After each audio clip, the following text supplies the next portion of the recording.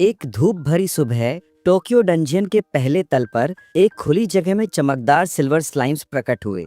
ये बेहद दुर्लभ राक्षस थे, जिनकी चमक सूरज की रोशनी में और भी तेज हो रही थी। पेड़ों के पीछे छिपकर दो युवक इन स्लाइम्स को देख रहे थे। एक ने धीमी आवाज में अपने साथी से कहा, "श्श, शांत रहो। अगर तुम इन्हें छोड़ दोगे तो सब ठीक रहेगा।" लेकिन उसका साथी उसकी बात मानने को तैयार नहीं था।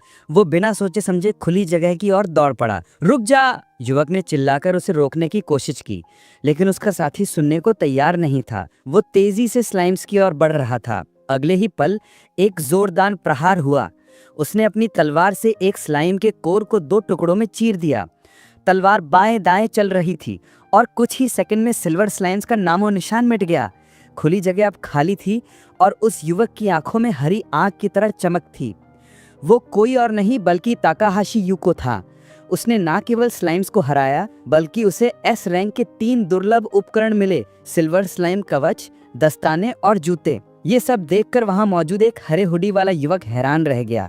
"वाह, इसने तो कमाल कर दिया!" उसने कहा। "इतना दुर्लभ लूट, ये तो सचमुच भाग्यशाली है।" ताकाहाशी यूको खुद भी विश्वास नहीं कर पा रहा था कि उसे इतने उच्च स्तर के उपकरण मिल गए हैं।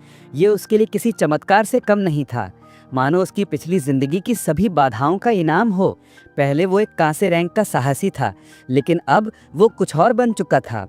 अचानक एक और व्यक्ति ने अपने स्मार्टफोन की स्क्रीन दिखाई। स्क्रीन पर खबर थी कि राक्षस अब बाहर की दुनिया में भी फैल चुके हैं। बाहर रहना अब खतरनाक हो गया था। एक युवक चिल्लाया, "हमें डंजन के और गहरे हिस्से में जाना चाहिए।" लेकिन कुछ लोग डर रहे थे। उनका मानना था कि ऊपर से राक्षस उनका पीछा करेंगे। ताकाहाशी ने एक बुजुर्ग व्यक्ति की ओर देखा और उसे भागने की सलाह दी।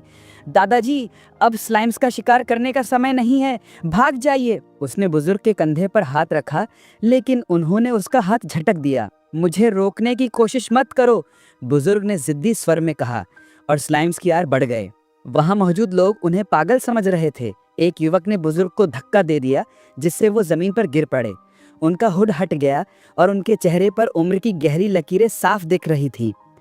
दशकों पहले जब साहसियों का युग शुरू हुआ था, तो दुनिया बदल गई थी। एक नई प्रणाली विकसित हुई थी, जिसमें स्तर केवल राक्षसों को हराने से बढ़ता था। हर स्तर के साथ शक्ति, गति और सहनशक्ति जैसे गुणों में बदलाव आता था। कभी कभी साहसियों को जादू या विशेष कौशल भी मिलते थे। ताकाहाशी यूको ने अपने सपने को सच करने के लिए कड़ी मेहनत की थी। अब वो स्तर 98 पर था। उसकी शक्ति, गति और सहन शक्ति 5, चपलता 4, जादुई शक्ति 3 और तत्वों के प्रति प्रतिरोध 2 था। वो बुजुर्ग कोई और नहीं बल्कि ताकाहाशी यूको ही था। उसने अपने जीवन में अनगिनत राक्षसों का सामना किया था। उस दिन उसकी तलवार भी टूट गई थी, लेकिन उसने हार नहीं मानी। उसने एक विशाल पारदर्शी स्लाइम पर हमला किया, जिसके बीच में एक बड़ा कोर था। तलवार टूटने के बाद उसने अपने दांतों से स्लाइम को चीर दिया। तभी सिस्टम से एक संदेश आया, "ताकाहाशी यूको, आपने अधिकतम स्तर 99 प्राप्त कर लिया है। बधाई हो।" उसके कानों में ये शब्द गूंज रहे थे। उसकी आंखों पर विश्वास नहीं हो रहा था। उसने इतने वर्षों की मेहनत के बाद आखिरकार वो हासिल कर लिया था जिसका उसने सपना देखा था। उसकी शक्ति में 1 इकाई की वृद्धि हुई थी। लेकिन जब उसने अपनी उपलब्धि बोर्ड देखा तो उसका दिल टूट गया। केवल 1 इकाई, इतनी मेहनत के बाद बस इतना ही। निराशा में वो जमीन पर गिर पड़ा। क्या उसका सारा जीवन व्यर्थ गया था? वो अपनी माँ को भी नहीं बचा सका था। उसकी आंखों से आंसू बहने लगे। अंधेरे से राक्षस तेजी से उसकी ओर बढ़ रहे थे। तभी एक विशाल राक्षस का पंजा उसकी ओर बढ़ा। उसका शरीर कुचलने वाला था, लेकिन तभी सिस्टम में एक त्रुटि हुई। एक संदेश चमका, "ताकाहाशी यूको की सिस्टम में त्रुटि, जीवन पुनर्जनन और रोल बैक फंक्शन लागू, छुपे हुए पैरामीटर प्रकट, बोनस विशेषताएं प्लस 9999। उसने अपनी आंखें खोली। उसकी दृष्टि धुंधली थी, लेकिन वो जिंदा था। सामने एक मुस्कुराती हुई लड़की खड़ी थी। "मिस्टर ताकाहाशी, बधाई हो, अब आप एक साहसी बन गए हैं।" उसने एक पेंडेंट उसे थमाया। ताकाहाशी हक्का बक्का रह गया। वो उस दिन को याद करने लगा जब उसने साहसियों के गिल्ड में पंजीकरण कराया था। उसने अपने स्मार्टफोन की स्क्रीन देखी। पसीना उसके माथे पर था। क्या ये वही दिन है? ताकाहाशी यूको की आंखें आश्चर्य से फैल गईं। ये क्या है? उसने अपने स्मार्टफोन की स्क्रीन पर नजर डाली। उसकी विशेषताओं की तालिका में एक नया कॉलम जोड़ा गया था, भाग्य। ये एक ऐसी विशेषता थी जो पहले कभी नहीं दिखी थी। क्या ये वही छुपा हुआ पैरामीटर है जो मेरे पिछले जीवन में था? यूको ने सोचा। उसे विश्वास नहीं हो रहा था। 70 साल की असफलताओं से भरा जीवन जीने वाला ताकाहाशी यूको अब इस नई शक्ति के साथ खड़ा था। उसने हाल ही में जो कुछ अनुभव किया था वो सब कुछ बदल रहा था। अब ये सही समय था अपनी नई विशेषता भाग्य को आजमाने का। वो टोक्यो डंजन के पहले तल, जिसे अमर पदचिन्ह कहा जाता था, में प्रवेश कर चुका था। अचानक उसकी नजर एक हल्की सी हलचल पर पड़ी। उसने पलटकर देखा और उसकी आंखें आश्चर्य से चमक उठीं। ये एक सिल्वर स्लाइम था, वही राक्षस जिसे उसने अपने पिछले जीवन में केवल एक बार देखा था। ये स्लाइम्स अनुभव अंक देने में बहुत उदार होते थे, लेकिन इनकी फुर्ती और भागने की आदत इन्हें पकड़ना मुश्किल बनाती थी। यूको ने सोचा, बस एक कदम और मेरी तलवार इससे छू लेगी। वो तेजी से स्लाइम की ओर बढ़ा, लेकिन तभी घास में कुछ चमका। एक तीर उसके पैर के पास जमीन में जा धंसा। अब माफ करना, किसी ने दूर से चिल्लाया। यूको ने मन ही मन उस अज्ञात व्यक्ति को कोसा। क्या बेवकूफ़ी है, इतने शोर से तो स्लाइम भाग जाना चाहिए था। लेकिन आश्चर्यजनक रूप से स्लाइम वहीं रुका रहा। अगले ही पल वो राक्षस हमले के लिए तैयार हो गया। यूको ने अपनी तलवार संभाली और स्लाइम की ओर झपटा। उसकी तलवार का निशाना सटीक था, सीधे स्लाइम के कोर में। कोर टुकड़ों में बिखर गया, लेकिन तलवार भी एक ही प्रहार में टूट गई। ये सिल्वर स्लाइम्स वाकई मजबूत हैं, यूको ने सोचा। तभी उसकी नज़र घास पर पड़ी, जहां कुछ चमक रहा था। वो करीब गया और देखा, एक एस रैंक सिल्वर तलवार। इसकी विशेषता थी 30% चकमा देने की संभावना के बावजूद आक्रमण शक्ति में वृद्धि। यूको का दिल खुशी से झूम उठा। ये तो शानदार शुरुआत है, उसने मुस्कुराते हुए कहा। लेकिन जैसे ही उसने आसपास देखा, वो स्तब्ध रह गया। पास की खुली जगह में 4 और सिल्वर स्लाइम्स बैठे थे। क्या मैं सपना देख रहा हूँ, उसने सोचा। ये उसका भाग्य था जो काम कर रहा था। अचानक चारों स्लाइम्स एक साथ उसकी ओर बढ़े। वे बेहद आक्रामक थे। यूको ने अपनी नई तलवार संभाली और लड़ाई शुरू हो गई। एक के बाद एक उसने सटीक प्रहार किए। हर प्रहार एक क्रिटिकल हिट था। कुछ ही मिनटों में सभी स्लाइम्स हार गए। घास पर अब एक शानदार कवच चमक रहा था। ये भाग्य वाकई कमाल है, यूको ने हंसते हुए कहा। अगले 1 घंटे तक यूको ने 10 और सिल्वर स्लाइम्स का सामना किया। हर राक्षस से उसे दुर्लभ लूट मिली। अब ये स्पष्ट हो गया था कि उसकी नई विशेषता भाग्य कोई खाली शब्द नहीं था। थककर वो घास पर लेट गया, आसमान की ओर देखते हुए। अब मेरे पास ये शक्ति है, मैं एक असाधारण इंसान बन सकता हूँ। मैं अपनी माँ को बचा सकता हूँ, अपनी बहन नोजोमी को खुशियाँ दे सकता हूँ।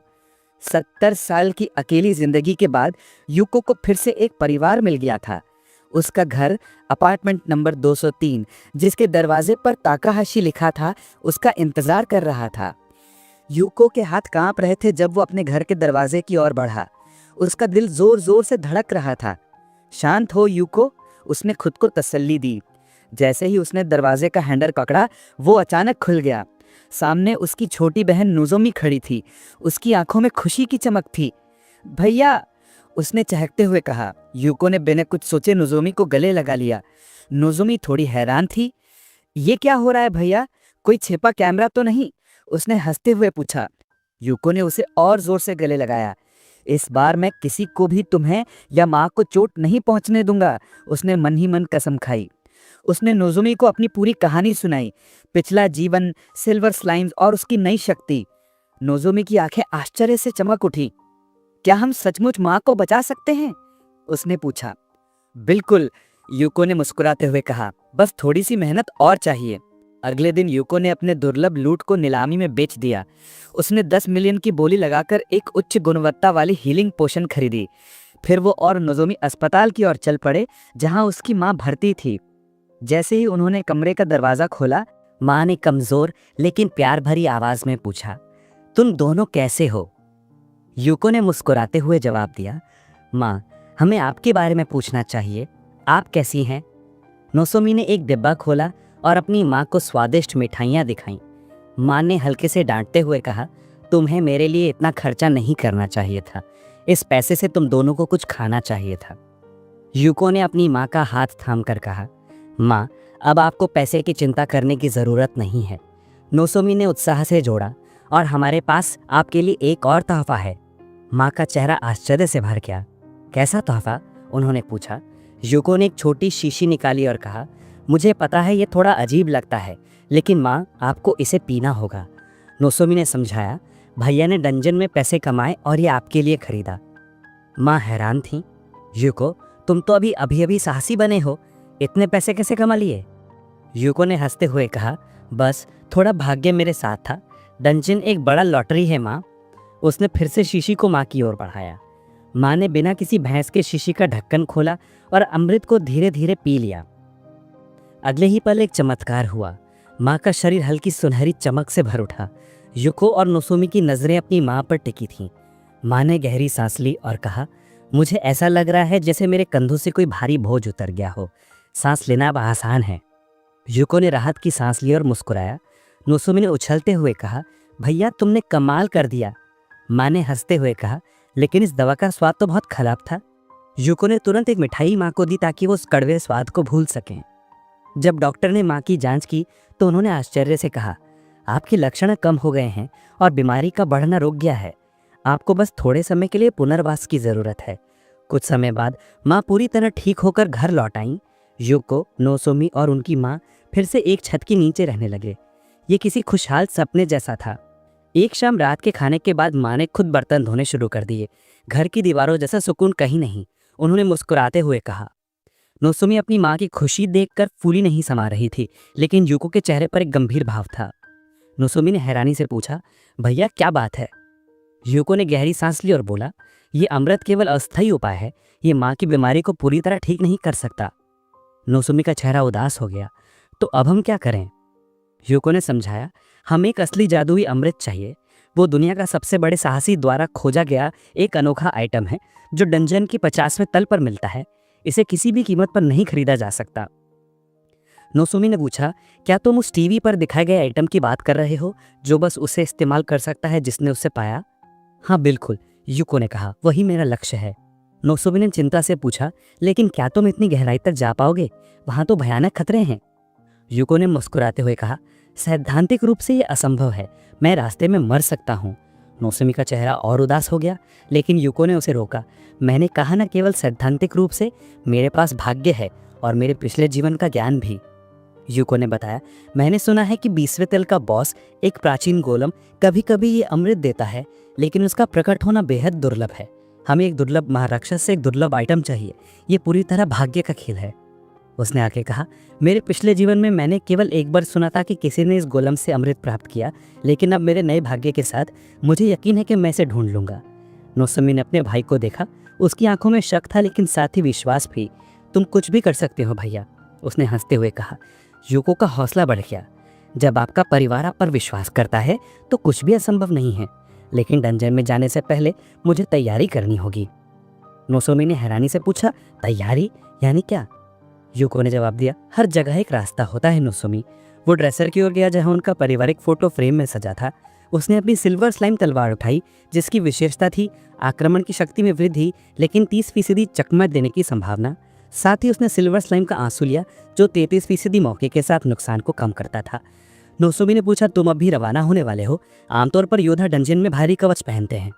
यूको ने हंसते हुए कहा, मैं इतना मजबूत नहीं हूं कि भारी कवच उठा सकूं। मेरी विशेषता मेरी सीमाएं दिखाती हैं। मुझे केवल अपने भाग्य पर ही भरोसा करना होगा। उसने अपनी स्किल्स की जांच की। माइटी लेड लंच, एक ऐसी युद्ध तकनीक जिसमें 30% संभावना थी कि 3 क्रिटिकल हिट्स लगातार लगें। नोसोमी ने सुझाव दिया, 5वें तल पर एलिस का माल्यार्पण है। वहां के राक्षसों से जादुई फल मिल सकता है जो तुम्हारी मदद करेगा। बिल्कुल, यूको ने कहा, लेकिन तुम चिंता मत करो, मैं अपना ख्याल रखूंगा। नोसोमी ने अपने भाई को गले लगाया। तुम्हें कुछ नहीं होगा भैया, बस माँ को ठीक करने वाला अमृत ले आना। यूको ने मुस्कुराते हुए सर हिलाया। उसका दिल जोश से भरा हुआ था। वो जानता था कि ये यात्रा आसान नहीं होगी, लेकिन अपने परिवार के लिए वो कुछ भी करने को तैयार था। ताकाहाशी यूको के रवाना होने से पहले नोसोमी ने उनके लिए एक छोटा सा पैकेट तैयार किया था, जिसमें रास्ते के लिए कुछ खाने का सामान था। तुम्हें जंगल में फल तो मिल ही जाएंगे, लेकिन फिर भी ये रख लो, उसने मुस्कुराते हुए कहा। यूको ने अपनी बहन की ओर देखा और दिल से शुक्रिया अदा किया। तुम्हारा ख्याल रखने के लिए धन्यवाद नोसोमी। एक पैकेट सिस्टम विंडो में प्रदर्शित हुआ। यूको ने दरवाजा खोला और अपने घर से बाहर कदम रखा। एक नए साहसिक सफर उसका इंतजार कर रहा था। टोक्यो डंजन का 5वां तल, जिसे एलिस का माल्यार्पण कहा जाता था, एक घना और रहस्यमय जंगल था। पेड़ों की टहनियों पर बैंगनी रंग के भूतिया मशरूम चमक रहे थे। मांसाहारी पौधे कीड़ों को अपना शिकार बना रहे थे। यूको ने सावधानी से कदम बढ़ाए, अपने नक्शे पर भरोसा करते हुए। ये तल निचले स्तर का माना जाता था और पहले ही कई साहसियों द्वारा साफ कर दिया गया था। जब तक मेरे पास नक्शा है, कोई समस्या नहीं होगी, उसने मन ही मन सोचा। जंगल में आगे बढ़ते हुए यूको की नज़र एक चींटी मानव जैसे पेड़ों के समूह पर पड़ी।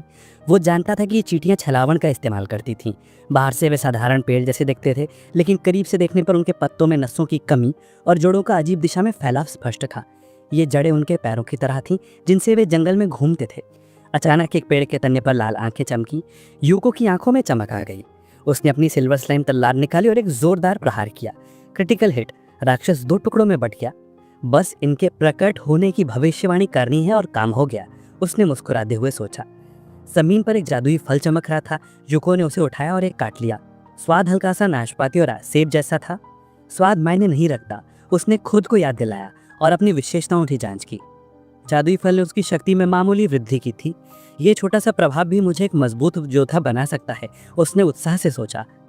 यूको ने चींटी राक्षसों का शिकार शुरू किया। वो लड़ता, फल खाता, फिर लड़ता। दिन के अंत तक वो जादुई फलों के स्वाद से तंग आ चुका था। उसने नोसोमी का दिया हुआ खाना निकाला और दोपहर का भोजन किया। भोजन के बाद उसने अपनी प्रगति जांची। अच्छा, मैं मध्यवर्ती युद्ध स्तर पर पहुंच गया हूँ, वो खुशी से मुस्कुराया। लेकिन अब समय था वापस लौटने का। तभी उसे किसी की मौजूदगी का एहसास हुआ। यूको ने तेजी से पलटकर चिल्लाया, कौन है वहां? अरे, तुम सारा लूट अकेले नहीं ले सकते, एक कर्कश आवाज गूंजी। 2 लोग खुली जगह में प्रकट हुए। एक के दांत सोने की तरह चमक रहे थे और दूसरे की उंगली में एक चमकदार अंगूठी थी। यूको ने ठंडे स्वर में जवाब दिया, मुझे तुम्हारे साहसिक प्रमाण पत्र दिखाई नहीं दे रहे। क्या तुम वे लोग हो जो दूसरों की मेहनत का फायदा उठाते हैं? छोटे कद के आदमी ने हंसते हुए कहा, हाँ, और यहाँ एक बिगड़ा हुआ बच्चा है जो अपने उपकरणों पर निर्भर है। दूसरे ने धमकी दी, अच्छे से अपना सामान दे दो तो हम तुम्हें जिंदा लिए हुए हैं। यूको ने बिना समय गवाए आक्रमण किया। उसकी तलवार तेजी से चली और पहला डाकू जमीन पर गिर पड़ा। करीब था लेकिन सब ठीक रहा, यूको ने सोचा। डाकू ने बीस्टिंग लंच का इस्तेमाल किया था, एक 25वें दल का स्किल जो सटीक प्रहार की गारंटी देता था और आक्रमण की शक्ति को 30% कम कर देता था। लेकिन यूको के सिल्वर स्लाइम के आंसू से भीगे कपड़ों ने नुकसान कम कर दिया। अगर मेरा भाग्य साथ नहीं देता तो मेरा पेट अभी छलनी हो गया होता। दूसरा डाकू डर से कांप रहा था। यामादा को एक ही मुक्के में ढेर कर दिया, उसने डरते हुए कहा। यूको ने शांत स्वर में कहा, हथियार डाल दो तो जान बचा लोगे।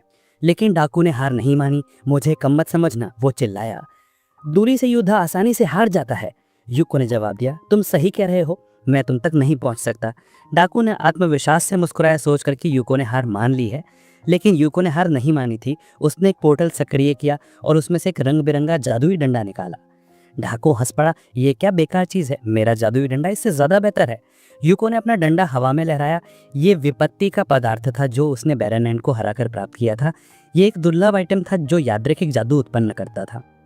इसमें 40% संभावना थी कि विफल हो जाए, 30% कमजोर जादू की, 20% बफ या डिबफ की और केवल 9% मध्यम स्तर के जादू की। उपयोगी जादू की संभावना लगभग 0 थी। डाकू ने फायरबॉल, एक मध्यम स्तर का जादू, छोड़ा।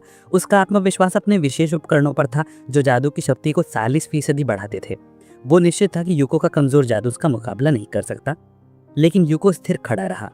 ये अब जाग रहा है, उसने बदबुदाया। उसने अपना डंडा हिलाया और विपत्ति का पदार्थ सक्रिय हो गया। अचानक जंगल में एक ज्वालामुखी सा विस्फोट हुआ। आकाश में आग की लपटें उठी। एक टॉप लेवल मीटियोर स्पेल प्रकट हुआ जिसकी संभावना केवल 0.05%। ढाकू ने अपना सिर पकड़ लिया। ये बच्चा इतना शक्तिशाली जादू कैसे कर सकता है? वो डर से चीखने लगा। उसका शरीर जलने लगा और वो एक छोटे असहाय शावक में बदल गया। यूको ने अपने टूटे हुए डंडे को देखा और उसे फेंक दिया। अब ये बेकार है, उसने सोचा। वो अपनी जीत से खुद भी हैरान था। मेरा भाग्य वाकई कमाल का है। यूको ने दोनों डाकुओं को बांध लिया। इन्हें यहाँ छोड़ना ठीक नहीं, उसने सोचा। वो उन्हें घसीटते हुए सीढ़ियों की ओर बढ़ा। अब समय था वापस लौटने का। उसका दिल जोश और आत्मविश्वास से भरा हुआ था। वो जानता था कि उसका भाग्य और पिछले जीवन का ज्ञान उसे उस नामुमकिन अमृत तक पहुंचा देगा। ताकाहाशी यूको थकान से चूर घर की ओर बढ़ रहा था। डंगियों से लौटने का ये सफर किसी कंप्यूटर गेम जैसा लग रहा था। उसने दोनों डाकुओं, यमादा और हाशिमोतो को पुलिस के हवाले कर दिया था। पूछताछ सूरज के क्षितिज पर आने तक चली और तब जाकर यूको को अपनी थकान का एहसास हुआ। वो अभी घर नहीं जा सकता था, उसे एक जगह रुकना था, साहसियों के गिल्ड का कार्यालय।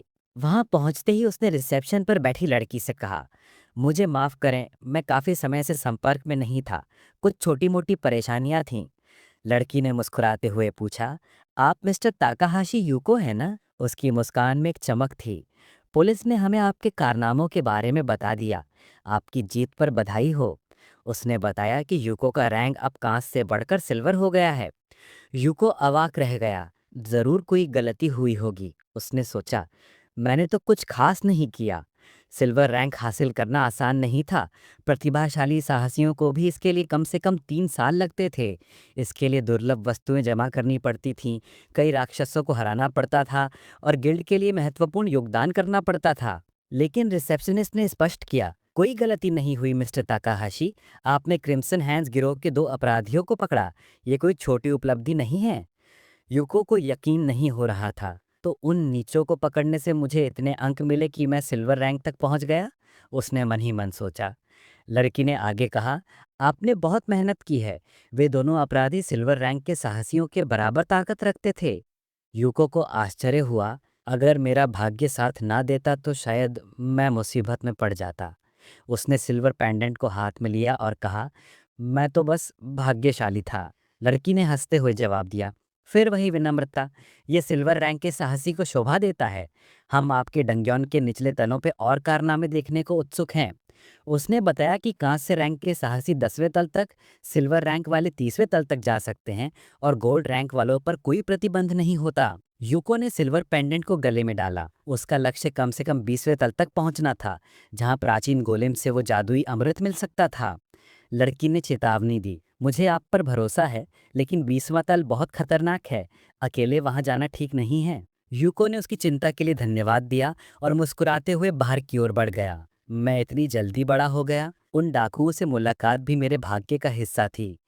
अचानक किसी ने उसे पुकारा। युको ने पलट कर देखा। एक वृद्ध व्यक्ति, जिसने टोपी और सिलेंडर हैट पहन रखी थी। क्या आपके पास मेरे लिए 1 मिनट है? उसने पूछा। युको रुक गया। जी बताइए, बुजुर्ग ने पूछा। क्या आप वही साहसी हैं जिसने उन अपराधियों को पकड़ा? उसने 2 नाम लिए, यमादा जिम्बे, 20 साल, 180 सेंटीमीटर, चोर और हत्यारा, इनाम 10 लाख येन, और हाशिमोतो हिरोशी, 30 साल, 150 सेंटीमीटर, चोर और हत्यारा, इनाम 10 लाख येन। यूको ने जवाब दिया, हाँ, उन्होंने मुझ पर हमला किया था। बुजुर्ग का चेहरा टोपी की छाया में छिपा था, लेकिन उसकी आवाज़ कांप रही थी। उसने यूको का हाथ पकड़ा और कहा, धन्यवाद। उन नीचों ने मेरे बेटे को मार डाला था। पुलिस उनके करीब भी नहीं पहुंच पाई, लेकिन आपने उन्हें पकड़ लिया। उसकी आंखों में आंसू थे। यूको ने शांत स्वर में कहा, इसकी ज़रूरत नहीं। मैंने तो बस एक साहसी का कर्तव्य निभाया। बुजुर्ग ने गहरे सम्मान से सिर झुकाया। अब मैं अपने बेटे की कब्र पर अच्छी खबर ले जा सकता हूँ। यूको का दिल भर आया। पिछले जीवन में मुझे कभी इतनी कृतज्ञता नहीं मिली, उसने सोचा। वो अपने हाथों को देखने लगा। ऐसी बातें सुनना वाकई सुखद था। लेकिन तभी एक विचार ने उसे झकझोर दिया। अगर सब कुछ वैसा ही रहा जैसा पिछले जीवन में था, तो ये दुनिया नष्ट हो जाएगी। वो समय तब आएगा जब यूको बूढ़ा हो चुका होगा। क्या मैं कुछ नहीं करूंगा ये जानते हुए कि क्या होने वाला है, उसने सोचा। लेकिन अगले ही पल उसने खुद को टोका। नहीं यूको, अभी तू बहुत कमजोर है। दुनिया की रक्षा का सपना देखने से पहले अपनी माँ को बचा। वो अपने सिर को पकड़कर भावनाओं को शांत करने की कोशिश करने लगा। उसका लक्ष्य स्पष्ट था, सबसे पहले अपनी माँ के लिए जादुई अमृत ढूंढना। इधर एक अंधेरे डंजियन में मशाल की रोशनी में एक आदमी गुस्से से चिल्ला रहा था। एक बड़े पत्थर पर रखी मिट्टी के तेल की लालटेन विभिन्न आकार के डागरों को रोशन कर रही थी। वो आदमी क्रिम्सन हैंड्स गिरोह का सरदार था। वो मेज पर मुक्के मार रहा था। ये कैसे हो सकता है कि कोई यमादा और हाशिमोतो को हरा दे, उसने गुस्से में कहा। उसकी नज़र मेज पर पड़ी अखबार पर गई, जिसमें यूको की तस्वीर थी। उसने एक डागर उठाया और यूको के चेहरे पर जोर से प्रहार किया। मैं तुम्हें खत्म कर दूंगा, उसने दांत पीसते हुए कहा। लेकिन फिर वो शांत हुआ। इस लड़के में अकेले यमादा और हाशिमोतो को हराने की ताकत है। ये साधारण नहीं है, उसने सोचा। लेकिन मेरे पास अपने तरीके हैं। उसका भाग्य अब खत्म हो चुका है। क्रिम्सन हैंड्स का सरदार उससे बदला लेगा। कुछ समय बाद युकितो ने अपनी यात्रा फिर से शुरू की। वो जल्द ही डंजन की 15वीं मंजिल पर पहुंच गया। वो एक ऊंचे पठार पर खड़ा था, चारों ओर नजर दौड़ाता हुआ। ये थी लोनली माउंटेन ऑफ डेथ की चोटी। यहाँ संकरे रास्ते, खतरनाक ढलानें और भौगोलिक जटिलताएं इसे बेहद खतरनाक बनाती थी। युकितो ने देखा कि कुछ लोग समूह बनाकर इस क्षेत्र को पार करने की कोशिश कर रहे थे। उसने सोचा, 15वीं मंजिल पर नजरों से बचना आसान है। शायद यही वजह है कि यहाँ अपराधी छिपे रहते हैं।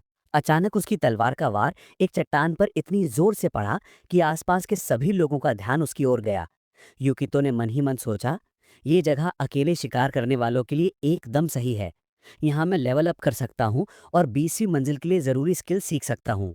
उसने अपनी तलवार उठाई और एक विशाल चील को निशाना बनाया। शुरू में वो सिर्फ सिल्वर स्लाइम्स पर ध्यान देना चाहता था, लेकिन अब शायद उसने उन्हें इतना ज्यादा मार दिया था कि वे दिखना ही बंद हो गए थे। युकितो ने अपनी रणनीति बदली।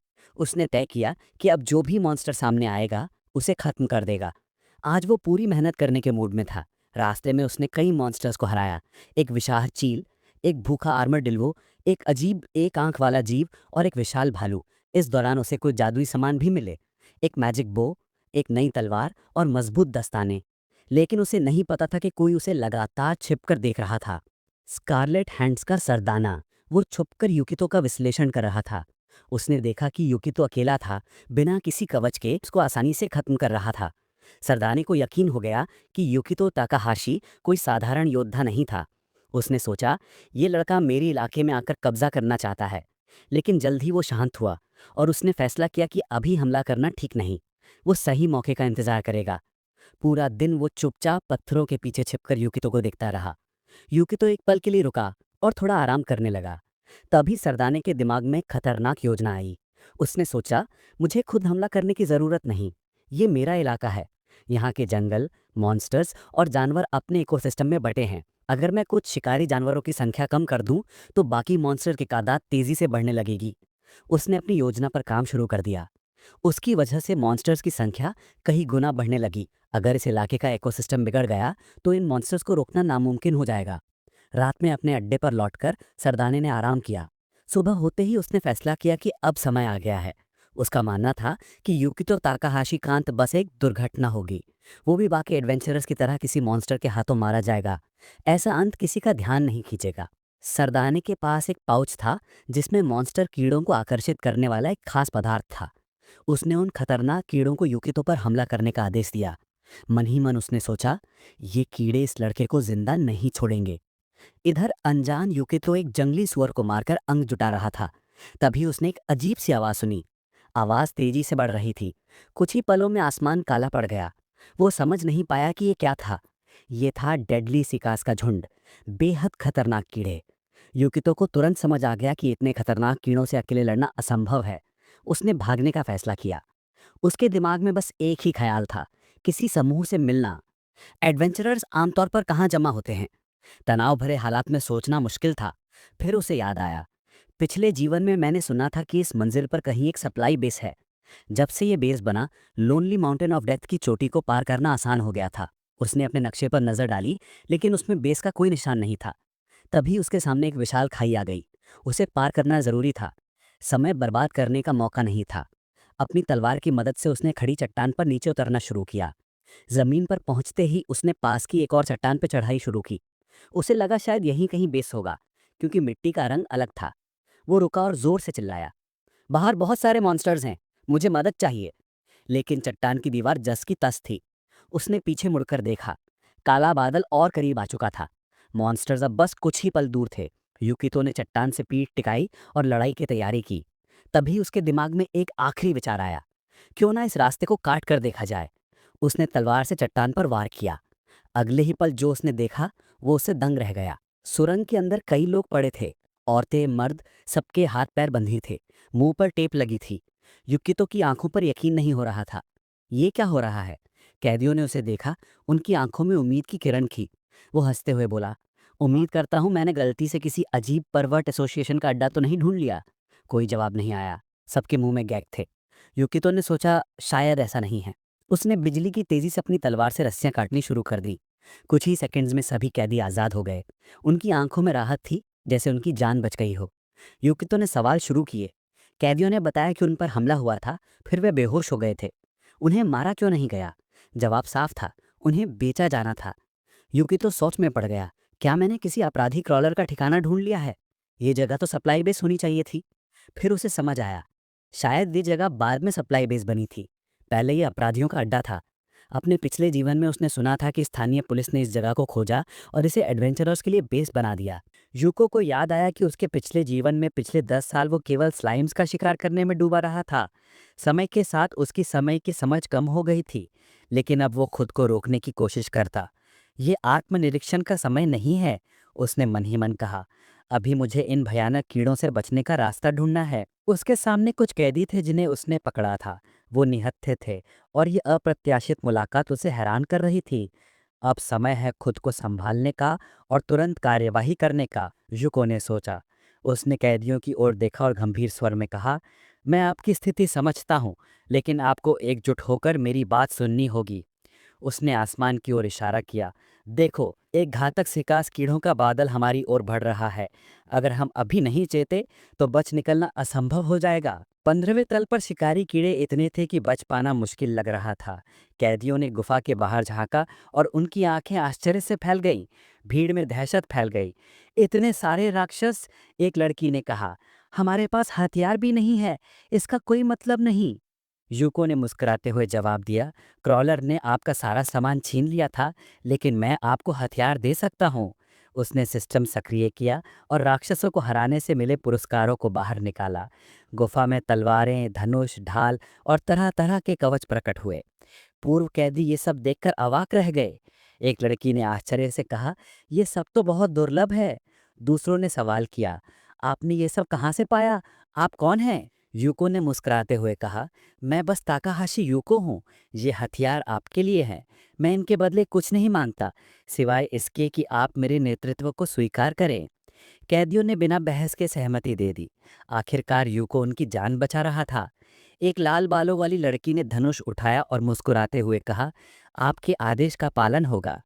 एक मोटा तगड़ा युवक स्वेच्छा से चारा बनने को तैयार हो गया। बाकी लोग भी एक एक करके यूको के नेतृत्व को स्वीकार करने लगे। यूको गुफा के संकरे प्रवेश द्वार पर खड़ा हो गया। उसने दोनों हाथ फैलाए और कहा, हमें इस संकरे रास्ते का फायदा उठाना चाहिए। इससे हमें सभी राक्षसों को एक साथ नहीं लड़ना पड़ेगा। उसने सभी से अधिक कीड़ों को मारने को कहा। कुछ चेहरों पर डर था तो कुछ में दृढ़ संकल्प। यूको ने विश्वास से कहा, मुझे यकीन है हम मिलकर इस बादल को हरा देंगे। उसने अपनी तलवार ऊपर उठाई और युद्ध का आदेश दिया। जैसे ही कीड़े गुफा तक पहुंचे, यूको ने एक एक करके उन्हें काटना शुरू किया। उसकी रणनीति काम कर रही थी। संकरा प्रवेश द्वार राक्षसों को एक साथ अंदर आने से रोक रहा था। लाल बालों वाली लड़की धनुष से सटीक निशाने लगा रही थी, जबकि एक छोटे कद का युवक कुशल जादूगर की तरह जादू बरसा रहा था। लेकिन राक्षसों की संख्या कम होने का नाम ही नहीं ले रही थी। गुफा का प्रवेश द्वार कीड़ों से ढक गया था। कैदी हताश होने लगे। इनका कोई अंत नहीं, एक ने चिल्लाया। यूको ने देखा कि स्थिति नियंत्रण से बाहर हो रही थी। वो सोचने लगा कि क्या मैं इस युद्ध का रुख बदल सकता हूँ? तभी गुफा की छत हिलने लगी। पत्थर गिरने शुरू हो गए। यूको ने चिल्लाकर कहा, पीछे हटो, अपनी स्थिति बनाए रखो। सब लोग गुफा की गहराई में भागे। राक्षसों की संख्या बढ़ती जा रही थी और कोई अंत दिखाई नहीं दे रहा था। यूको का दिल तेजी से धड़क रहा था। उसके पिछले जीवन की यादें फिर से उभर आईं। वो पल जब उसकी मृत्यु नजदीक थी, लेकिन इस बार वो हार नहीं मानने वाला था। गुफा में स्थिति भयावह हो चुकी थी। घातक सिकास कीड़े चट्टानों को चटकाने लगे थे और दीवारें ढहने की कगार पर थीं।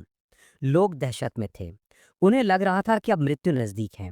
ताकाहाशी यूको ने तेजी से चारों ओर नजर दौड़ाई, स्थिति का आकलन करने की कोशिश करते हुए। ऑडिट अधूरा है, यह भरोसेमंद नहीं, उसने सोचा। तभी उसकी नजर एक टनल के पास फर्श पर पड़े विस्फोटक पर पड़ी। यह हमारी जान बचा सकता है, उसने उत्साह से सोचा। क्रॉलर्स ने शायद इसका इस्तेमाल टनल को चौड़ा करने के लिए किया होगा। वह तेजी से विस्फोटक की ओर बढ़ा और उसे उठा लिया। उसने जोर से चिल्लाकर सबको संबोधित किया, सब सुनो, गुफा में और विस्फोटक ढूंढो, यह हमारी आखिरी उम्मीद है। एक युवक ने जवाब दिया, विस्फोटक? हाँ, इसे हथियार की तरह इस्तेमाल किया जा सकता है। लड़कियां भी दौड़ पड़ी। सभी को इसमें अपनी जान बचाने की संभावना दिख रही थी। कई घंटों तक उन्होंने सिकास कीड़ों के खिलाफ जानलेवा युद्ध लड़ा। यह बेहद कठिन था, लेकिन अपनी जिंदगी के लिए लड़ना इसके लायक था। इस दौरान गुफा का केवल एक तिहाई हिस्सा बचा था। लोग अब और पीछे नहीं हट सकते थे। एक लड़की ने हाफते हुए कहा, मेरी सारी जादुई शक्ति खत्म हो चुकी है। दीवारें ढहने की कगार पर थीं। युको स्थिति को नियंत्रित करने की कोशिश कर रहा था, लेकिन वह भी विनाश के संकेत देख सकता था। उसने आंखें बंद की और मन ही मन स्वीकार कर लिया कि अब कोई और रास्ता नहीं बचा। उसने जोर से चिल्लाया, ध्यान दो। सभी ने उसकी ओर देखा। मुझे सारे विस्फोटक दो, उसने आदेश दिया। कोई भी बहस नहीं करना चाहता था, लेकिन उनके चेहरों पर संदेह साफ दिख रहा था। क्या इतने विस्फोटक सभी कीड़ों को खत्म कर पाएंगे? एक ने बुदबुदाया, यह पानी को छलनी में पीसने जैसा है। युको ने विस्फोटकों को पकड़ा और आत्मविश्वास से कहा, मुझे भरोसा है यह काम करेगा। उसका प्लान था गुफा को उड़ा देना। चट्टानें इन कीड़ों को कुचल देंगी। वह जानता था कि यह राक्षस कम बुद्धि वाले हैं और सबसे बड़े खतरे यानी युको को निशाना बनाएंगे।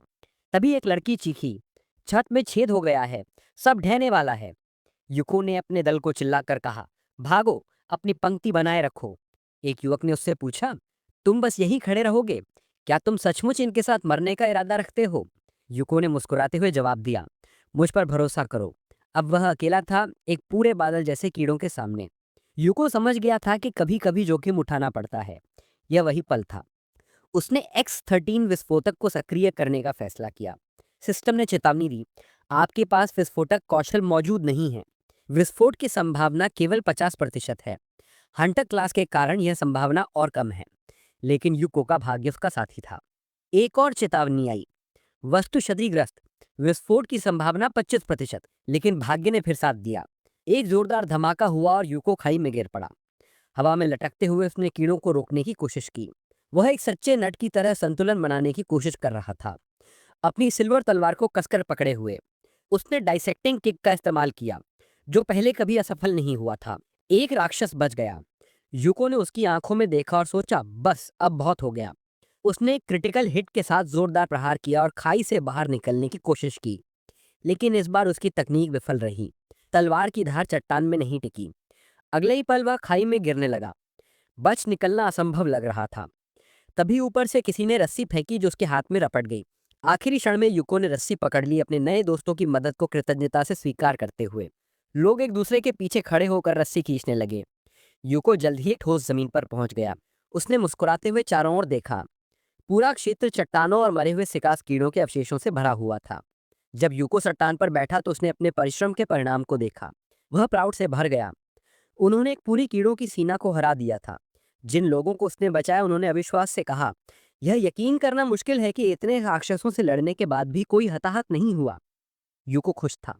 सिस्टम ने सूचना दी, बड़ी संख्या में घातक सिकास नष्ट किए गए। ताकाहाशी यूको को फाइटर रैंक प्रदान किया गया। कीट प्रकार के राक्षसों को 20% अधिक नुकसान। स्तर 3 प्राप्त। नई स्किल, योद्धा अंतर्ज्ञान। इधर डंजीन में क्रिम्सन हैंड्स का सरगना गुस्से से पागल हो रहा था। उसने मेज पर लात मारी और सिर पकड़ लिया। उस नीच ने हमारा अड्डा बर्बाद कर दिया, वह चिल्लाया। उसे एहसास हो गया कि उसे इसके लिए जवाब देना होगा, शायद अपनी जान भी गंवानी पड़े। उसने एक शराब की बोतल उठाई और चिल्लाया, यह सारी मुसीबत उस मूर्ख यूको की वजह से हुई। बोतल का ढक्कन खोलकर उसने लालच से एक बड़ा घूंट लिया। लगभग पूरी बोतल खाली करने के बाद उसने उसे दीवार पर दे मारा और वह टुकड़े टुकड़े में बिखर गई। मैं ताकाहाशी यूको को खुरखान करूंगा, उसने दांत पीसते हुए कसम खाई। वह बदला लेने के लिए तैयार था, चाहे उसकी कीमत उसकी जान ही क्यों न हो। इस बीच यूको निचले तल की लड़ाई खत्म कर गिल्ड ऑफिस पहुंचा। जैसे ही वह अंदर दाखिल हुआ सबकी नजरें उस पर टिक गई। लोग कुछ ढूंढ रहे थे, शायद उसकी उपलब्धियों के बारे में सुनकर। यूको ने मन ही मन सोचा, लगता है अब मुझे लोग पहचानने में गए हैं।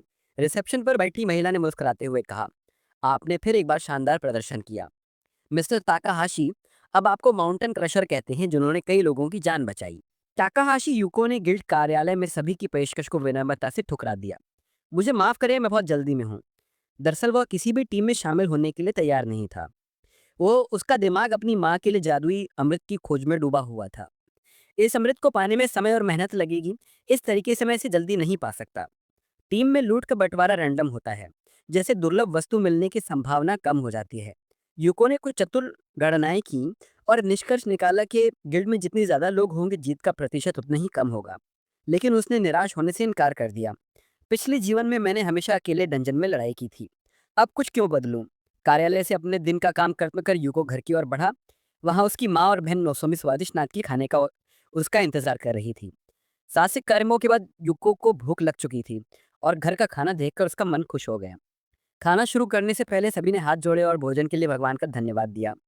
युको ने खाने का पहला निवाला लिया, स्वाद उसे परिचित लगा, जैसे उसने पिछले जीवन में से चखा हो। हालांकि उनका परिवार कभी धनी नहीं रहा, फिर भी वे हमेशा त्योहारों को उत्साह से मनाते थे।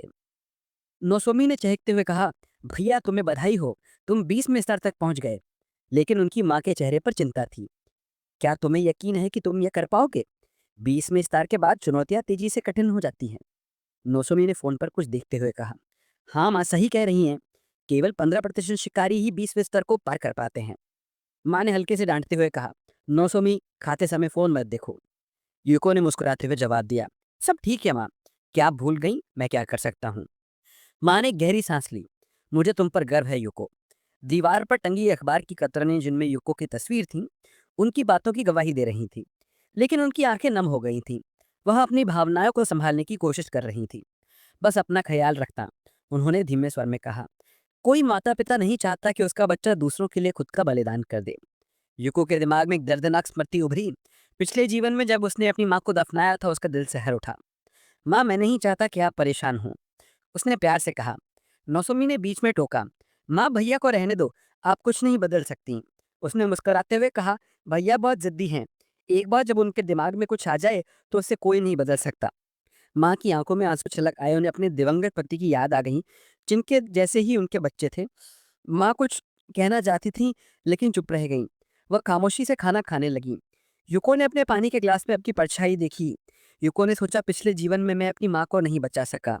उस दर्द को हमेशा के लिए मिटाने के लिए मुझे नई शुरुआत करनी होगी, और इसके लिए मुझे जादुई अमृत चाहिए। खाना खत्म कर युको ने हाथ जोड़कर भोजन के लिए आभार व्यक्त किया। सब कुछ बहुत स्वादिष्ट था, उसने अपनी माँ और बहन से कहा। थोड़ा आराम करने के बाद वह फिर से डंजन की ओर चल पड़ा। सीढ़ियां उतरते हुए वह संभावित परिदृश्यों के बारे में सोच रहा था। सिस्टम ने सूचना दी, टोक्यो डंजियन स्तर 20, जिद्दी अल्केमिस्ट क्वेस्ट। एक विशाल दीवार जो भौतिकी के नियमों को चुनौती देती है। युको का दिल जोश के भर गया। वह जानता था कि ये उसकी अब तक की सबसे बड़ी चुनौती होगी, लेकिन अपनी माँ के लिए वह किसी भी दीवार को तोड़ने को तैयार था, चाहे वह भौतिकी के नियमों को ही क्यों न चुनौती दे। उसकी तलवार हाथ में चमक रही थी। सामने खतरा था, राक्षस जो रोबोट और कंकाल के मिश्रण जैसे दिखते थे। उनके चारों ओर एक शत्रुतापूर्ण लाल आभा थी। युको को याद था कि इस तल के राक्षस अकार्बनिक पदार्थों से बने थे, निर्जीव, ठंडे खून वाले हत्यारे। वह बिजली की गति से आगे बढ़ा, दोनों राक्षसों पर लगभग एक साथ प्रहार करते हुए। कुछ राक्षसों के पंख थे और वे हवा से हमला कर रहे थे। युको ने सोचा, इनका व्यवहार योजनाबद्ध है, मैं इनकी हरकतों का अनुमान लगा सकता हूँ। उसकी तलवार के कुछ झटकों ने रास्ते की बाधाओं को नष्ट कर दिया, लेकिन तभी अंधेरे में एक मोटा तगड़ा साइक्लॉप्स प्रकट हुआ, जिसकी एकमात्र अग्नि आंख चमक रही थी। उसकी लाल आभा उसकी खतरनाक मंशा को जाहिर कर रही थी। यह आसान नहीं होगा, यूको ने सोचा, लेकिन एक विचार ने उसका ध्यान खींचा। इसके आंदोलनों को याद करना होगा, विश्लेषण ही इसे हराने की कुंजी है। राक्षस ने अपनी विशाल मुट्ठी तानी और जमीन पर जोरदार प्रहार किया। यूको ने आखिरी क्षण में छलांग लगाकर खुद को बचाया। शारीरिक ताकत में वह राक्षस से बहुत पीछे था। यहाँ चालाकी चाहिए, उसने सोचा। उसने छलांगों का सहारा लिया, राक्षस के कमजोर बिंदु, उसके कोर को ढूंढते हुए। आखिरकार कोर को निशाना बनाकर उसने इस मजबूत लेकिन कम बुद्धि वाले प्राणी को हरा दिया। जमीन पर उतरते हुए यूको ने राहत की सांस ली। राक्षस उसके पीछे धराशायी हो गया। यह जीत उसे अपने लक्ष्य के करीब ले आई। वह एक विशाल द्वार की ओर बढ़ा। द्वार को धक्का देते हुए उसने सोचा, आज से मेरा नया जीवन शुरू होगा। द्वार खुलते ही एक जादुई सुनहरी चमक बाहर निकली। यूको एक गोलाकार हॉल में प्रवेश कर गया, जिसका फर्श रहस्यमय प्रतीकों से सजा था। द्वार उसके पीछे बंद हो गया। अब पीछे मुड़ना संभव नहीं, उसने मन ही मन कहा। हॉल के केंद्र में एक विशाल पत्थर का गोलेम खड़ा था, जिसके कुछ हिस्सों पर हरी काई जमी थी। उसके कंधों पर वही प्रतीक थे जो फर्श पर बने थे। यूको ने तुरंत समझ लिया, यह 20वें तल का बॉस प्राचीन गोलेम था, जो इस तल के मुख्य खजाने की रक्षा करता था। प्राचीन गोलेम का रूप भयावह था, उसकी ताकत और प्रहारों की शक्ति असाधारण थी, लेकिन यूको ने इसके लिए ही इतनी जल्दी 20वें तल तक का सफर तय किया था। अब समय है, उसने सोचा। वह गोलेम पर झपटा। उसकी गति सामान्य थी, जो इस विशाल राक्षस के लिए आश्चर्यजनक थी। यूको ने ऊंची छलांग लगाई और अपनी तलवार से गोलेम के सिर पर प्रहार किया। उसका प्लान था राक्षस के कवच का एक टुकड़ा तोड़ना, ताकि वह उसके कमजोर बिंदु कोर तक पहुंच सके। लेकिन इस युद्ध को दूर से एक छिपा हुआ दर्शक देख रहा था, क्रिम्सन हैंड्स का सरगना। उसकी पिछली साजिश नाकाम रही थी और अब वह दरवाजे के पास छिपकर योको की हार की उम्मीद कर रहा था। अचानक हॉल में लाल रोशनी तेज हो गई। पेंटाग्राम के केंद्र से एक और गोलेम उठने लगा। योको की आंखें आश्चर्य से फैल गईं। दो गोलेम, उसने सोचा, यह तो असंभव है। वह द्वार की ओर मुड़ा। एक आभास ने उसे चेतावनी दी कि यहाँ कोई और भी है, लेकिन उसे किसी की मौजूदगी का एहसास नहीं हुआ। ऐसी लड़ाई में कोई नौसिखिया भी दखल नहीं देगा, उसने सोचा। तभी एक खंजर उसकी पीठ की ओर उड़ा। यूको की तीव्र प्रतिक्रिया और अविश्वसनीय भाग्य ने उसे बचा लिया। उसने तलवार घुमाई और खंजर बूमरैंग की तरह वापस लौट गया। यह किसी की साजिश है, उसने तुरंत समझ लिया। छिपा हुआ हमलावर क्रिम्सन हैंड्स का सरगना गुस्से से दांत पीस रहा था। यह लड़का इतना भाग्यशाली कैसे हो सकता है, उसने सोचा। इसकी प्रतिक्रियाएं अविश्वसनीय हैं। लेकिन उसने हार नहीं मानी। उसके हाथ में एक और खंजर चमका। मेरे पास अभी फायदा है, उसने खुद को तसल्ली दी। उसने पहले ही पता लगा लिया था कि प्राचीन गोलेम को हराने के लिए कम से कम 4 लोगों की टीम चाहिए। उसने चुपके से हॉल में प्रवेश किया ताकि दूसरा गोलेम स्वतः प्रकट हो जाए। मेरे चोर कौशल और कैटवॉक स्किल के साथ मैं पूरी तरह सुरक्षित हूँ, उसने सोचा। उसका शैडो ट्विन स्किल उसे लगभग अदृश्य बना देता था और वह इतनी तेजी से चल सकता था कि ऐसा लगता था मानो वह एक साथ 2 जगहों पर हो।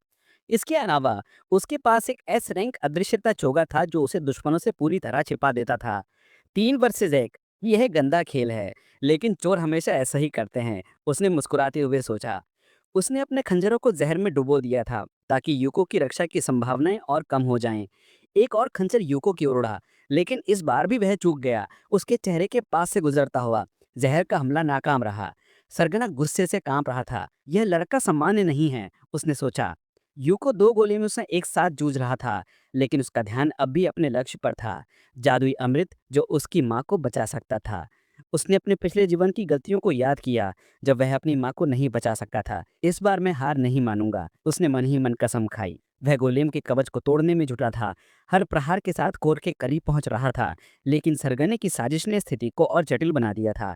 यूको को न केवल गोलेम से बल्कि इस छिपे हुए दुश्मन से भी लड़ना था। उसने अपनी तलवार को और मजबूती से पकड़ा।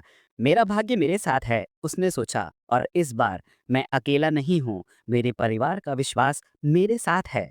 ताकाहाशी यूको प्राचीन गोलेमों के साथ युद्ध में उलझा हुआ था, लेकिन उसका असली दुश्मन क्रिम्सन हैंड्स का सरगना छाया में छिपा उसकी हार का तमाशा देख रहा था। सरगना हैरान था। इस कमजोर कवच के नीचे उसने जहर का प्रतिकारक कैसे छिपाया, उसने सोचा। लेकिन वह जल्दी ही घबराहट से उभर गया। मुझे बस उसे उलझाए रखना है, उसने मन ही मन कहा। उसने एक साथ दर्जनों 4 बेड वाले चाकुओं से हमला किया। मुझे जाल बिछाना बहुत पसंद है, उसने मुस्कुराते हुए सोचा। उसे भरोसा था कि उसे अकेले ही कामयाब होना चाहिए। पिछले अनुभवों ने उसे सिखाया था कि मूर्खों की भीड़ पर भरोसा नहीं करना चाहिए। उसने अपने भरोसेमंद जालों जैसे कि जीवंत कांटेदार तारों पर दांव लगाया। उसके जालों ने यूको की गतिविधियों को सीमित कर दिया। सरगना अपनी चालाकी पर इतराते हुए सोच रहा था, अब बस समय की बात है, गोलेम उसे कुचल देंगे। यूको को इस साजिश का कोई अंदाजा नहीं था। वह 2 गोलेमों से जूझ रहा था, उनके पत्थर के कवच को तोड़ने की कोशिश में, ताकि वह उनके कमजोर बिंदु कोर तक पहुंच सके। लेकिन सरगना ने सोचा कि उसने काफी किया, अब वह तमाशा देख सकता है। लेकिन उसकी खुशी ज्यादा देर नहीं टिकी। अचानक यूको उसकी ओर तलवार ताने उड़ा। सरगने के माथे पर पसीना छलक आया। यह संभव नहीं है, उसने सोचा। यूको ने मुस्कुराते हुए कहा, जादुई सामान खत्म हो गया? तुमने मुझे कैसे देख लिया, उसने सोचा। यूको ने हंसते हुए जवाब दिया, मेरे शिकारी अंतर्ज्ञान ने मेरी मदद की। यह एक सामान्य स्किल है, क्या तुम्हें नहीं पता था? गुस्से से तिलमिलाते हुए सरगना चिल्लाया, झूठ मत बोलो। एक निम्न स्तर की स्किल कैसे किसी उच्च रैंक के चोर को ढूंढ सकती है? यूको ने शांत स्वर में कहा, ठीक है, मान लो यह झूठ है। अब तुम क्या करोगे? डर कर भाग जाओगे जैसे कोई पिल्ला? सरगना का चेहरा गुस्से से लाल हो गया। उसके माथे की नस फड़कने लगी। उसने अपनी तलवारें पकड़ी और यूको पर झपटा। मैं तुमसे बेहतर हूँ, वह चिल्लाया। यूको स्थिर खड़ा रहा, अदन का नाम डेरा बिना उनके दुश्मन का इंतजार करता हुआ। जब उनकी तलवारें टकराईं तो धातु की टक्कर से चिंगारियां उड़ी। यूको अड़िग रहा, लेकिन सरगना बिजली के झटके की तरह पीछे उछला और जमीन पर गिर पड़ा। यूको ने मुस्कुराते हुए कहा, यह बात विजेता को कहना बेहतर होगा, तुम्हें नहीं लगता? उसने एक झटके में सरगने को दूर फेंक दिया। लेकिन सरगना हार मानने वाला नहीं था। तुमने मुझे कब देखा, कैसे ढूंढा? क्या यह सच में योद्धा अंतर्ज्ञान था? तुम झूठे। यूको ने सोचा कि उसे कुछ समझाने की जरूरत नहीं, खासकर जब वह झूठ नहीं बोल रहा था। उसने पहले ही योद्धा अंतर्ज्ञान स्किल एक्टिवेट कर ली थी, जो युद्ध में खतरे को पहचानने में मदद करती है। लेकिन इस सफलता की संभावना कम थी। 99% विफलता, 0.9% सफलता और 1% महान सफलता। सिस्टम ने एक संदेश दिखाया, महान सफलता, आप क्षेत्र में सभी खतरों को देख सकते हैं। यूको के दिमाग में एक तरह का रडार एक्टिव हो गया जो उसे हर खतरे की जानकारी दे रहा था। सरगना फिर से उसकी ओर बढ़ा। तुम अपने लेवल के लिए बहुत तेज हो, उसने चिल्लाया। शुक्रिया, यूको ने शांत स्वर में जवाब दिया और हमले की रोकने की तैयारी की। युद्ध जारी था। सरगना अपनी चपल तौर पर सटीक प्रहारों पर इतराते हुए यूको को ताने मार रहा था। तुम बस एक निम्न रैंक के योद्धा हो, उसने कहा। लेकिन उसकी धमकियां खोखली नहीं थीं। एक प्रहार में उसने यूको के हाथ पर चोट पहुंचाई। तुमने असाधारण परिस्थितियों के लिए भी तैयारी की थी, उसने हंसते हुए कहा। लेकिन अपने घमंड में वह यह भूल गया कि यूको अब उसके पीछे था। यूको ने अपनी तलवार घुमाई। ऐसा लगा जैसे बस एक पल और वह अपने पीछा करने वाले को खत्म कर देगा। लेकिन सरगने की अपनी वृत्ति भी कम नहीं थी। उसने हवा में कलाबाजी खाई और खतरे से बच गया। तुम्हारी स्थिति अब भी गंभीर है, उसने तंज कसते हुए कहा। यूको ने जवाब नहीं दिया। उसने अपनी बीस्टिंग स्किल यूज की, जो एक गारंटेड प्रहार था। लेकिन सरगना ने हंसते हुए उसका मजाक उड़ाया। गारंटेड हमला है ना? उसने बटरफ्लाई डांस स्किल एक्टिवेट कर दी, जो यूको को भ्रमित कर रही थी। अब सरगना एक साथ कई जगहों पर दिख रहा था। क्या मैं फिर से चूक गया? यूको ने सोचा। तभी सरगने ने फिर हमला किया। जमीन से उछलकर उसकी ओर बढ़ा। यह चकमा देने के लिए सही स्थिति है, उसने कहा। उसका हमला सफल रहा। यूको की टांग पर एक और चोट लगी। अहो, यूको ने कहा। अब वह और असुरक्षित हो गया था। सरगना अपनी सफलता पर इतराया। तुम जैसे धीमे योद्धा मुझे कभी नहीं पकड़ सकते, उसने चिल्लाया। लेकिन तभी एक प्राचीन गोलेम ने लेजर शॉट से हमला किया। यूको ने अपनी प्रतिभा के दम पर एक घातक चोट से खुद को बचा लिया। सरगना ने तंज कसते हुए कहा, 20वां तल वाकई मजेदार है। वह कुछ कदम दूर रुक गया, अपनी तलवारों से अजीब हरकतें करता हुआ। मैं इस तल की बॉस के हमलों को आसानी से चकमा के सकता हूँ। यह विश्लेषण का कमाल है। गोलेम एक निश्चित पैटर्न में चलता है। तुमने भी यह जानकारी गिल्ड से खरीदी थी ना? यूको ने चुपचाप एक और प्रहार को रोका। वह दो गोलेमों और इस चोर के बीच फंसा हुआ था। तभी उसे अपनी टांग में तेज दर्द हुआ। उसने नीचे देखा। उसके खून में सना एक तेज ब्लेड। सरगने का एक और जाल। क्या आज मेरा भाग्य मुझे छोड़ गया? यूको ने सोचा। लेकिन उसने अपने परिवार की तस्वीर अपनी आंखों के सामने देखी। अपनी माँ और नोजोमी। नहीं, मैं हार नहीं मानूंगा। उसने अपने तलवार को और मजबूती से पकड़ा।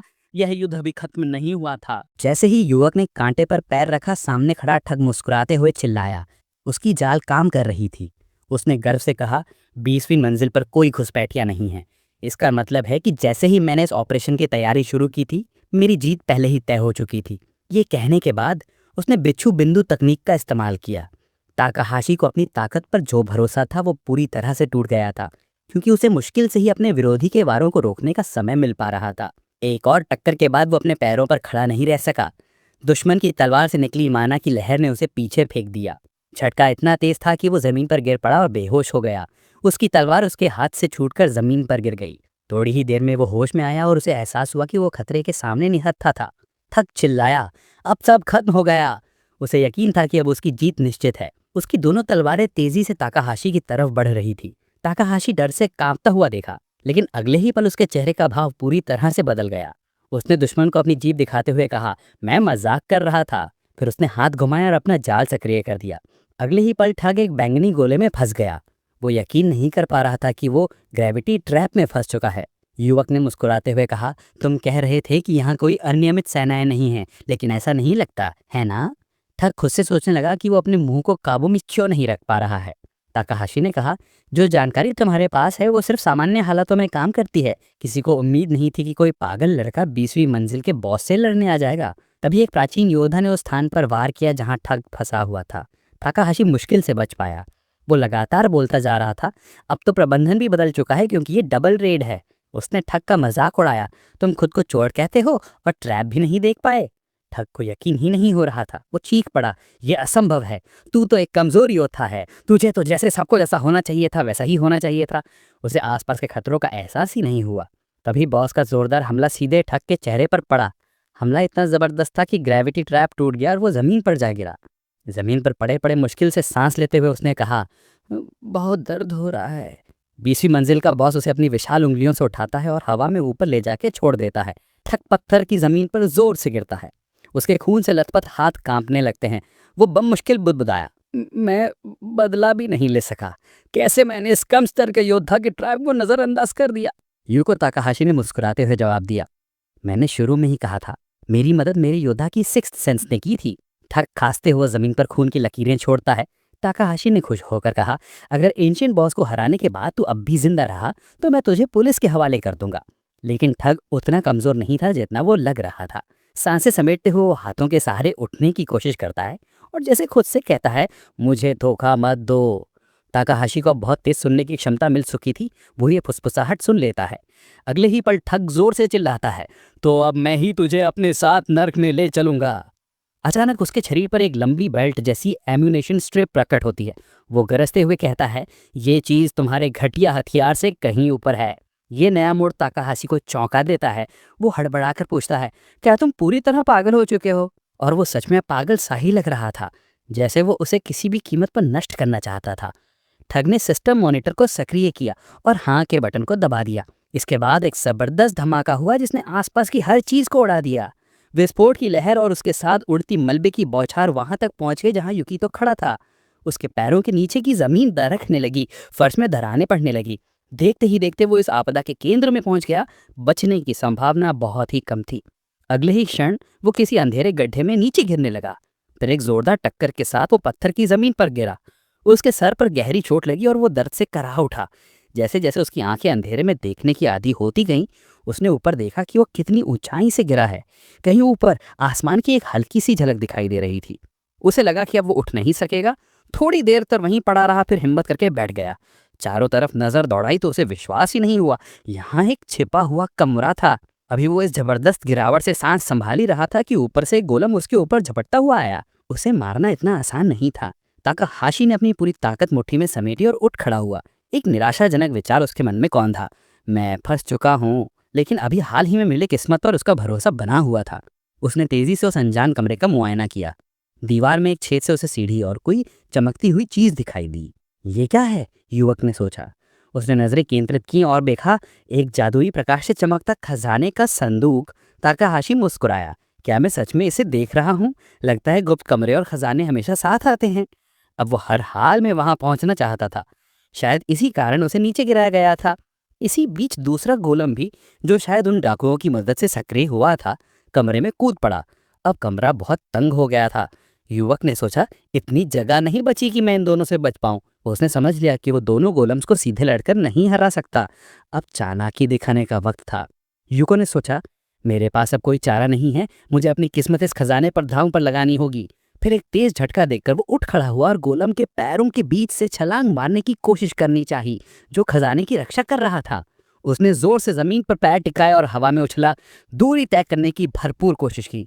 युको ने गोलम के कंधे पर फिसलते हुए खुद को ऊपर की तरफ धकेला। एक पल और वो जमीन पर पहुंचने वाला था, खजाने के बिल्कुल करीब। लेकिन तभी दूसरा बॉस, जो खजाने की दिशा में खड़ा था, उसने लेजर फायर से हमला कर दिया। ताकाहाशी इस हमले की उम्मीद नहीं कर रहा था। पीठ पर सीधे वार हुआ। वो संतुलन खो बैठा। उसकी तलवार हाथ से छूटकर जमीन पर गिर गई। ताकाहाशी भी जमीन पर गिर पड़ा, खून थूकता हुआ कांपता रहा। युको ने खुद को दिलासा दी, कोई बात नहीं, मेरी रीढ़ की हड्डी नहीं टूटी। ये अपने आप में बड़ी बात है। उसने ऊपर देखा, खतरा अब भी बहुत करीब था। 20वीं मंजिल का बॉस अब उसे कुचलने ही वाला था। उसका विशाल पांव उसकी ओर बढ़ चुका था। इस बार ताकाहाशी की आंखों में डर साफ दिखाई दे रहा था। उसकी किस्मत अब उसका साथ छोड़ती सी लग रही थी। वो इतना घायल था कि पलटकर वार करना तो दूर, भाग भी नहीं सकता था। अगले ही पल असहनीय दर्द की लहर उसके शरीर में दौड़ गई। उसे हड्डियां टूटने की आवाज साफ सुनाई दी। योको की टांगें एंशंट गोलम के विशाल पांव के नीचे कुचल चुकी थीं और उसके मुंह से पतली खून की धार फर्श पर गिरने लगी। वो दर्द के मारे लगभग बेहोश हो गया, लेकिन उसने हार मानने से इनकार कर दिया।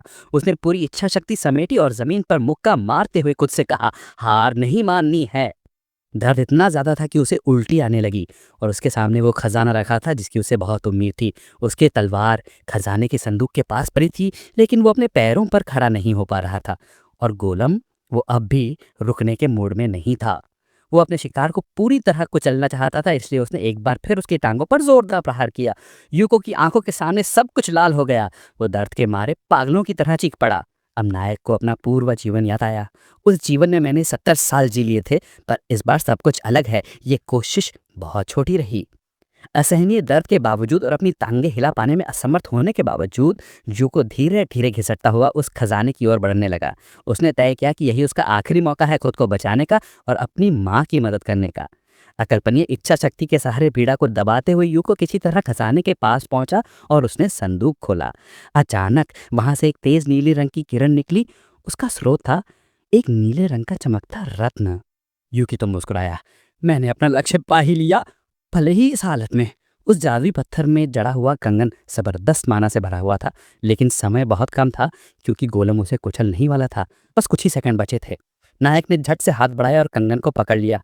उसे सहज रूप से समझ आ गया कि अब उसे क्या करना है। उसने वो आर्टिफैक्ट अपनी कलाई पर पहन लिया और बुदबुदाया, अब ये मेरे पास है, यानी मैं जीत गया। किस्मत अब भी मेरे साथ है। ये था परिवर्तनीयता का कंगन, एक दुर्लभ वस्तु जो पहनने वाले को किसी भी स्थान पर पहुंचा सकती थी। कंगन का विवरण पढ़कर योगितो को यकीन हो गया, यही मुझे अभी चाहिए। अब गोलम बहुत करीब था और उसके विशालकाय का साया उस पर पड़ चुका था। योगितो ने कंगन को सक्रिय करने की कोशिश की, लेकिन उसके सफल होने की संभावना बहुत ही कम थी क्योंकि ये कंगन उसके क्लास के लिए उपयुक्त नहीं था।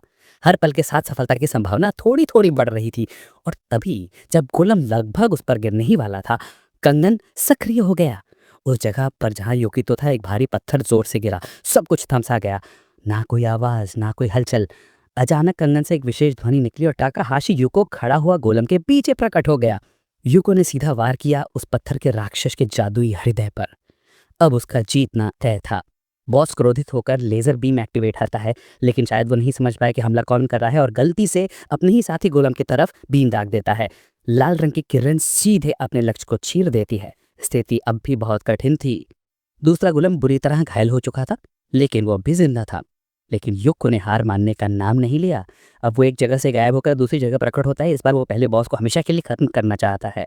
युक्को अब गोलम के दिल तक पहुंचने की कोशिश करता है ताकि उसे नष्ट कर सके, लेकिन अचानक उसका संतुलन बिगड़ने लगता है क्योंकि गोलम उठने की कोशिश करता है, जिससे वो उसका साथ छोड़ देता है। उसी क्षण दूसरा बॉस युक्को को गिरते हुए पकड़ने की कोशिश करता है। पत्थर का गोलम झपटता है और जोरदार प्रहार करता है, लेकिन यूको अपने विरोधियों की हरकतों को पहले से ही भांप चुका है। वो फिर से कंगन का इस्तेमाल करता है। इस बार वो गोलम के पीठ के पीछे प्रकट होता है और रक्षा को भेदने की कोशिश करता है। अब असली हमले का प्रारंभ होता है। पत्थर का राक्षस अचानक घूमता है और झटके से उस परेशान करने वाले लड़के को नीचे गिराने की कोशिश करता है। यू को तुरंत स्थिति बदलता है, जितनी तेजी से हो सके। मैं तब तक लड़ूंगा जब तक मेरी आखिरी सांस चल रही है। गोलम अब महसूस कर रहा था कि ये लड़का उसकी रक्षा को भेदने की कोशिश कर रहा है, लेकिन चाहे वो जितना भी तेज हो, वो यूको को पकड़ नहीं पाता। यूको एक गोलम से दूसरे गोलम पर छलांग लगाता है, कोशिश करता है कि उनके हृदय तक पहुंचे। धीरे धीरे लेकिन निश्चित रूप से वो अपने लक्ष्य के करीब पहुंचता जा रहा था। एक के बाद एक वार में वो गोलम्स की रक्षा को भेदता है और उनके कोर को नुकसान पहुंचाता है। हर गोलम के कोर को अच्छा खासा नुकसान हो चुका है, लेकिन वो अब भी पूरी तरह नष्ट नहीं हुए हैं। इस तरह की कार्रवाई कई मिनटों तक चलती रही। गोलम्स ने यूको को देख लिया है। इस बार वो दोनों के ठीक बीचों बीच प्रकट हुआ है। यूको अब अपने नए जीवन के सपनों से पीछे हटने वाला नहीं है। पत्थर के ये राक्षस अब हमले के लिए यूको को लक्ष्य बना चुके हैं। दोनों गोलम तेजी से उसकी ओर बढ़ते हैं ताकि उसे कुचल सकें। दोनों ओर से दो विशाल हथेलियां उसकी ओर आ रही हैं, मानो उसे खत्म कर देना चाहती हूँ। यूको फिर से अपनी कलाई में पहना हुआ ब्रेसलेट इस्तेमाल करता है। गोलम्स अपनी गति की वजह से रुक नहीं पाते और एक दूसरे के कोर पर ही हमला कर बैठते हैं। नुकसान बहुत बड़ा होता है, लेकिन फिर भी ये काफी नहीं है। यूको फिर से प्रकट होता है। इस बार गोलम के पीठ के पीछे वो बी स्टिंग नाम की स्किल का इस्तेमाल करता है और पहले गोलम का कोर एक सटीक और क्रिटिकल स्ट्राइक से नष्ट कर देता है। इसके तुरंत बाद वो दूसरे बॉस की ओर बढ़ता है। इस बार यूको स्टॉर्म ऑफ स्ट्राइक स्किल का इस्तेमाल करता है। वार अपने निशाने पर लगता है और दूसरा गोलम भी ध्वस्त हो जाता है। यूको ने एक साथ दो बॉस को हरा दिया है। गोलम्स बिखर जाते हैं और थका हुआ यूको ऊंचाई से नीचे गिरता है। यूको नरम लैंडिंग के लिए फिर से ब्रेसलेट इस्तेमाल करने की कोशिश करता है, लेकिन अफसोस अब वो काम नहीं करता। इस्तेमाल की सीमा पूरी हो चुकी है। लड़का गोलम्स के पीछे छोड़े गए धूल और रेत के ढेर में गिर जाता है। यूको टाकाहाशी ने दो प्राचीन गोलम बॉस को हराया और उसे एक लेजेंडरी क्लास की वस्तु मिली, एक एलिक्सर। लड़के ने देखा कि उसके सामने कुछ और भी प्रकट हो रहा है। दो दो लेजेंडरी एलिक्सर्स एक साथ। वो फिर से किस्मत वाला निकला। बिना ज्यादा सोचे लड़का उनमें से एक एलिक्सर अनकॉक करता है और एक ही घूंट में उसे पी जाता है। काश पता चलता उसका स्वाद कैसा था। जैसे ही आखिरी बूंद उसके शरीर में जाती है, असली जादू शुरू होता है। एक जादुई हरी रोशनी उसके शरीर को घेर लेती है। टूटी हुई टांगे चमत्कारिक रूप से ठीक होने लगती हैं। शरीर पर आया सबसे छोटा घाव तक गायब हो जाता है। ऐसा लगता है जैसे उसके फटे पुराने कपड़े भी अब बिल्कुल साफ हो गए हों। अब सब खत्म हो चुका था। यूको एक बार फिर ऊर्जा से भर गया था और नए कारनामों के लिए तैयार था। सब कुछ बिल्कुल सही हो रहा था। वो अब भी जिंदा था और अपनी माँ के लिए एलिक्सिर हासिल कर चुका था। यूको टाकाहाशी को 3 टाइटल मिले हैं क्योंकि उसने सारी शर्तें पूरी की हैं। सर्वाइवर, डिफेंस में +10, 2 दैत्यों का सहारक, स्ट्रेंथ में +20 और कानून का निर्णायक, आर्बिटर ऑफ द लॉ, इसमें डेक्सटेरिटी में +10। कुछ समय बाद यूको अपना इन्वेंटरी चेक करता है। वो बहुत खुश है कि उसकी योजना सफल रही और उसे ये दुर्लभ वस्तु मिल गई। अब बस इस जगह से निकलना बाकी है। लड़का कुछ ही सेकंड्स में फिर से ऊपर की ओर चढ़ जाता है, उस मुख्य हॉल तक जहां बॉस था। ऊपर पहुंचकर उसे वो डाकू की केप मिलती है। उसे देखकर यूको सोचता है कि क्या ये अपराध का सबूत देने के लिए पर्याप्त होगा। वो खून से सनी केप अपने साथ लेकर बाहर की ओर बढ़ता है। डंजन से निकलते ही वो सीधा गिल्ड में जाता है और सब कुछ बता देता है। पंजीकरण डेस्क पर खड़ा कर्मचारी बहुत घबरा जाता है और सुपरवाइजर को बुलाने चला जाता है। जैसा कि अनुमान था, पूरी घटना ने तहलका मचा दिया। सुपरवाइजर ने घटना को कवर करने के लिए एक छोटा इंटरव्यू मांगा, लेकिन यूको की कुछ और जरूरी योजनाएं थी। उसने इंटरव्यू को टालने की गुजारिश की। वो उसे बहुत जल्दी थी। गिल्ड की इमारत से बाहर निकलते ही वो पूरी ताकत से दौड़ पड़ता है। कई राहगीर उसकी नजरों पर जा टिकी। आखिरकार वो अब न्यूज में था। वो आदमी जिसने अकेले 20 मंजिलों को पार किया और 2 बॉस को एक साथ हराया। लेकिन इन सब बातों का कोई मतलब नहीं था। ये सब ना तो शोहरत के लिए था और ना ही पैसों के लिए। ये सब बस उसके परिवार के लिए था। यूको ने वो प्रेशियस औषधि हासिल कर ली थी जिससे उसकी माँ ठीक हो सकती थी। कुछ समय बाद अस्पताल में डॉक्टर को जांच के नतीजे मिलते हैं। यूको और नाओमी दोनों बेसब्री से नतीजों की घोषणा का इंतजार कर रहे हैं। डॉक्टर मिसेस यूकी को बधाई देते हैं। वो पूरी तरह से स्वस्थ हैं। ये सुनकर हर कोई बेहद खुश हो जाता है। खुद डॉक्टर भी हैरान है कि सेलेक्सर का प्रभाव कितना जबरदस्त है। ये अविश्वसनीय है।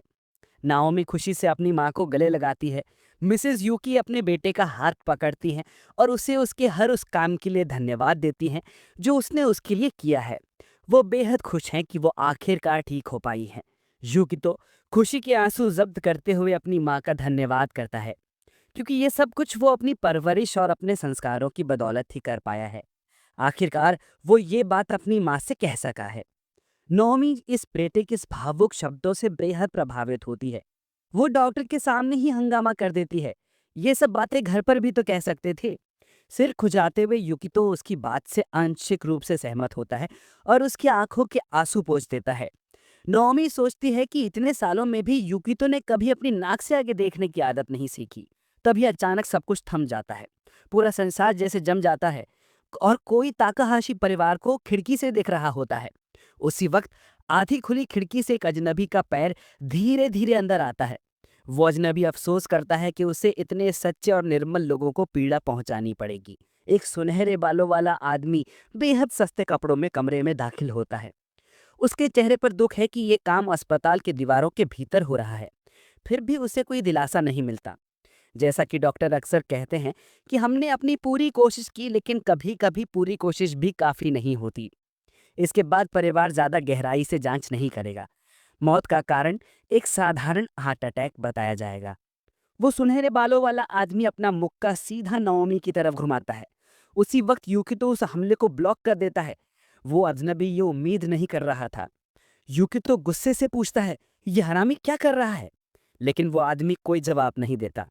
वो किसी और बात से चौंका हुआ था कि यूकितो हिल कैसे पा रहा है। तभी यूकितो को याद आता है कि उसने इस आदमी को पहले देखा है।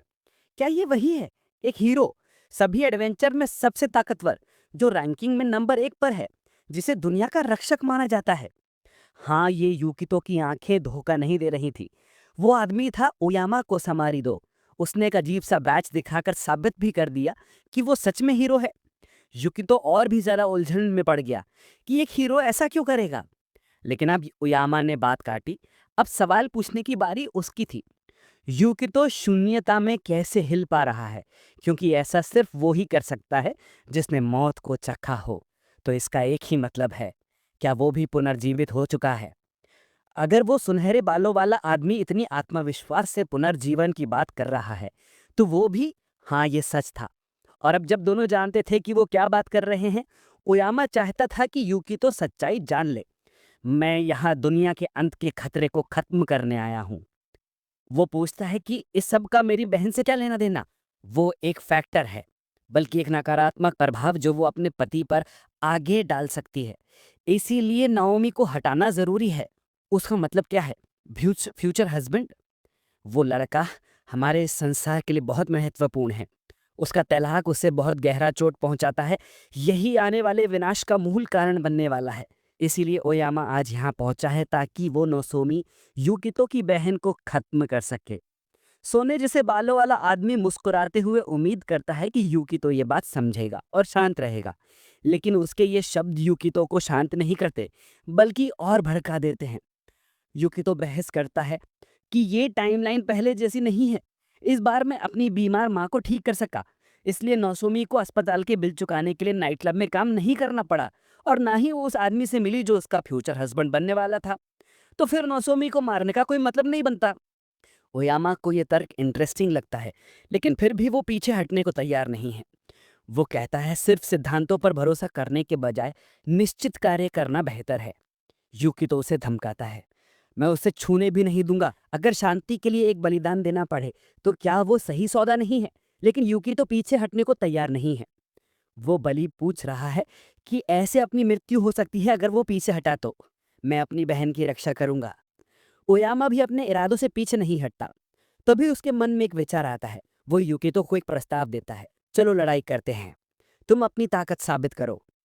यूकितो को समझ नहीं आता कि वो ऐसा क्यों कर रहा है, लेकिन शायद यूकितो वाकई खास है।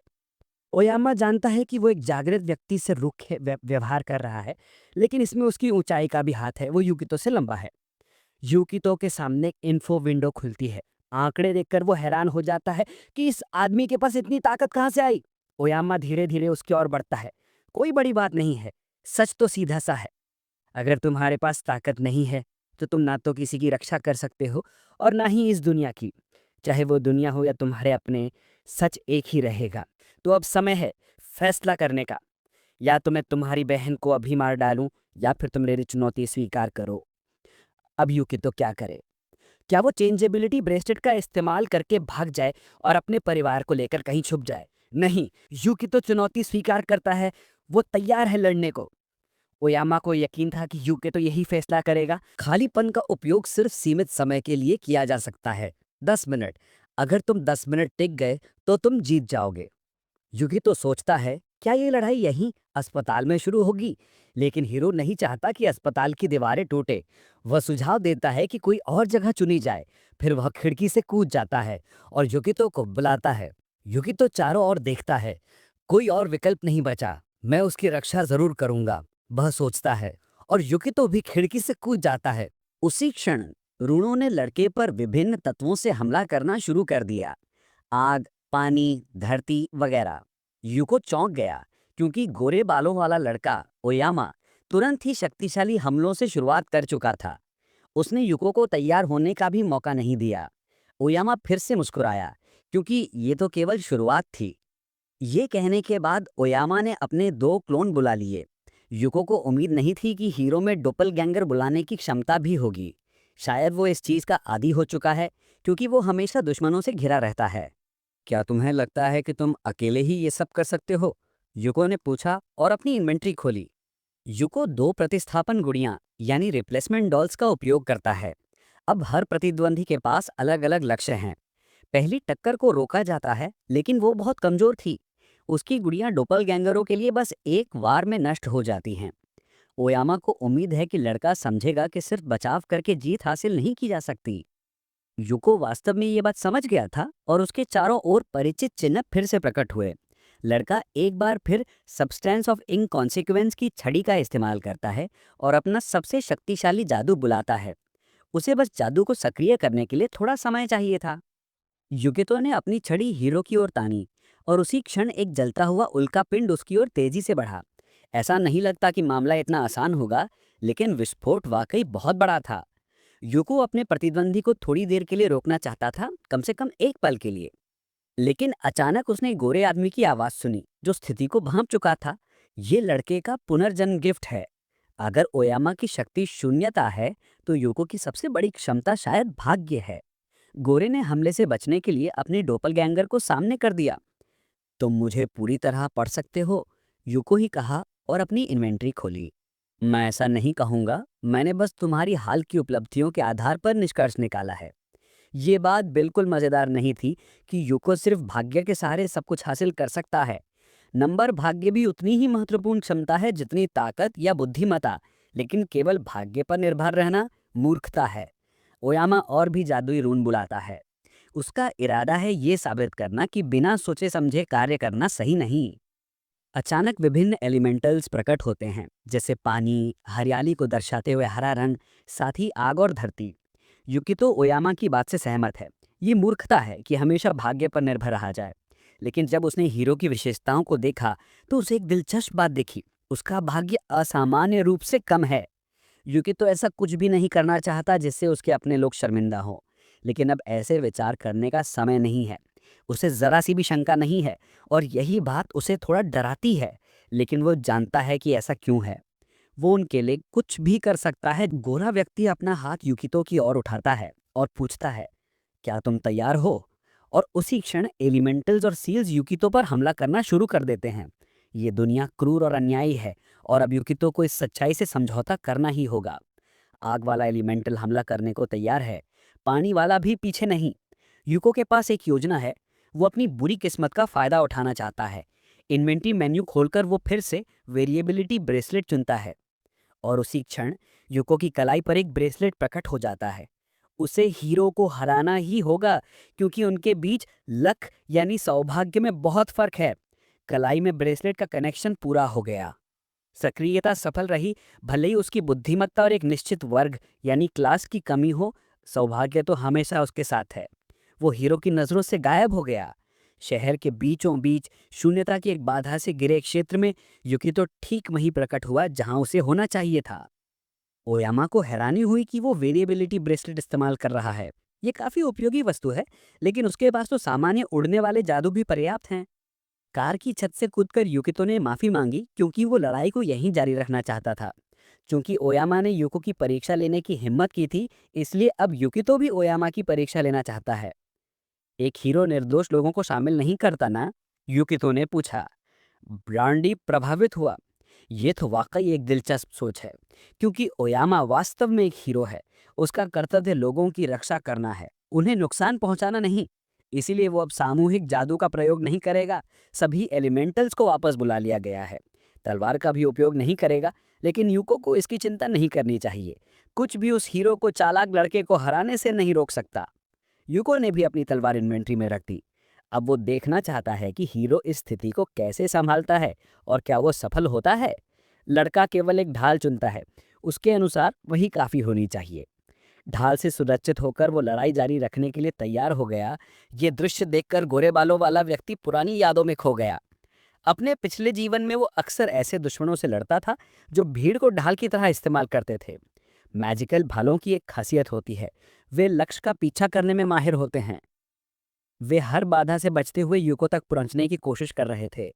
यूको ने एक तेज बाहें मोड़ लिया और खुद को एक गली में छुपा लिया। भाला तेज था और यूको के पास पहुंच गया, लेकिन युकितो ने सफलतापूर्वक इसे अपनी ढाल से रोक लिया। ढाल से टकराकर वो भाला उछला और एक इमारत के हिस्से को भेदकर गैस पाइप तक पहुंच गया। ओयामा फिर से उन्हीं पुरानी लड़ाइयों की बात करने लगा, जब वो इंसानों के भेष में छिपे दैत्यों से या शहर में अराजकता फैलाने वाले बदमाशों से लड़ा करता था। ऐसे लोगों की संख्या बढ़ती जा रही थी। यूको बातचीत के जरिए हीरो को फंसाने की कोशिश करता है।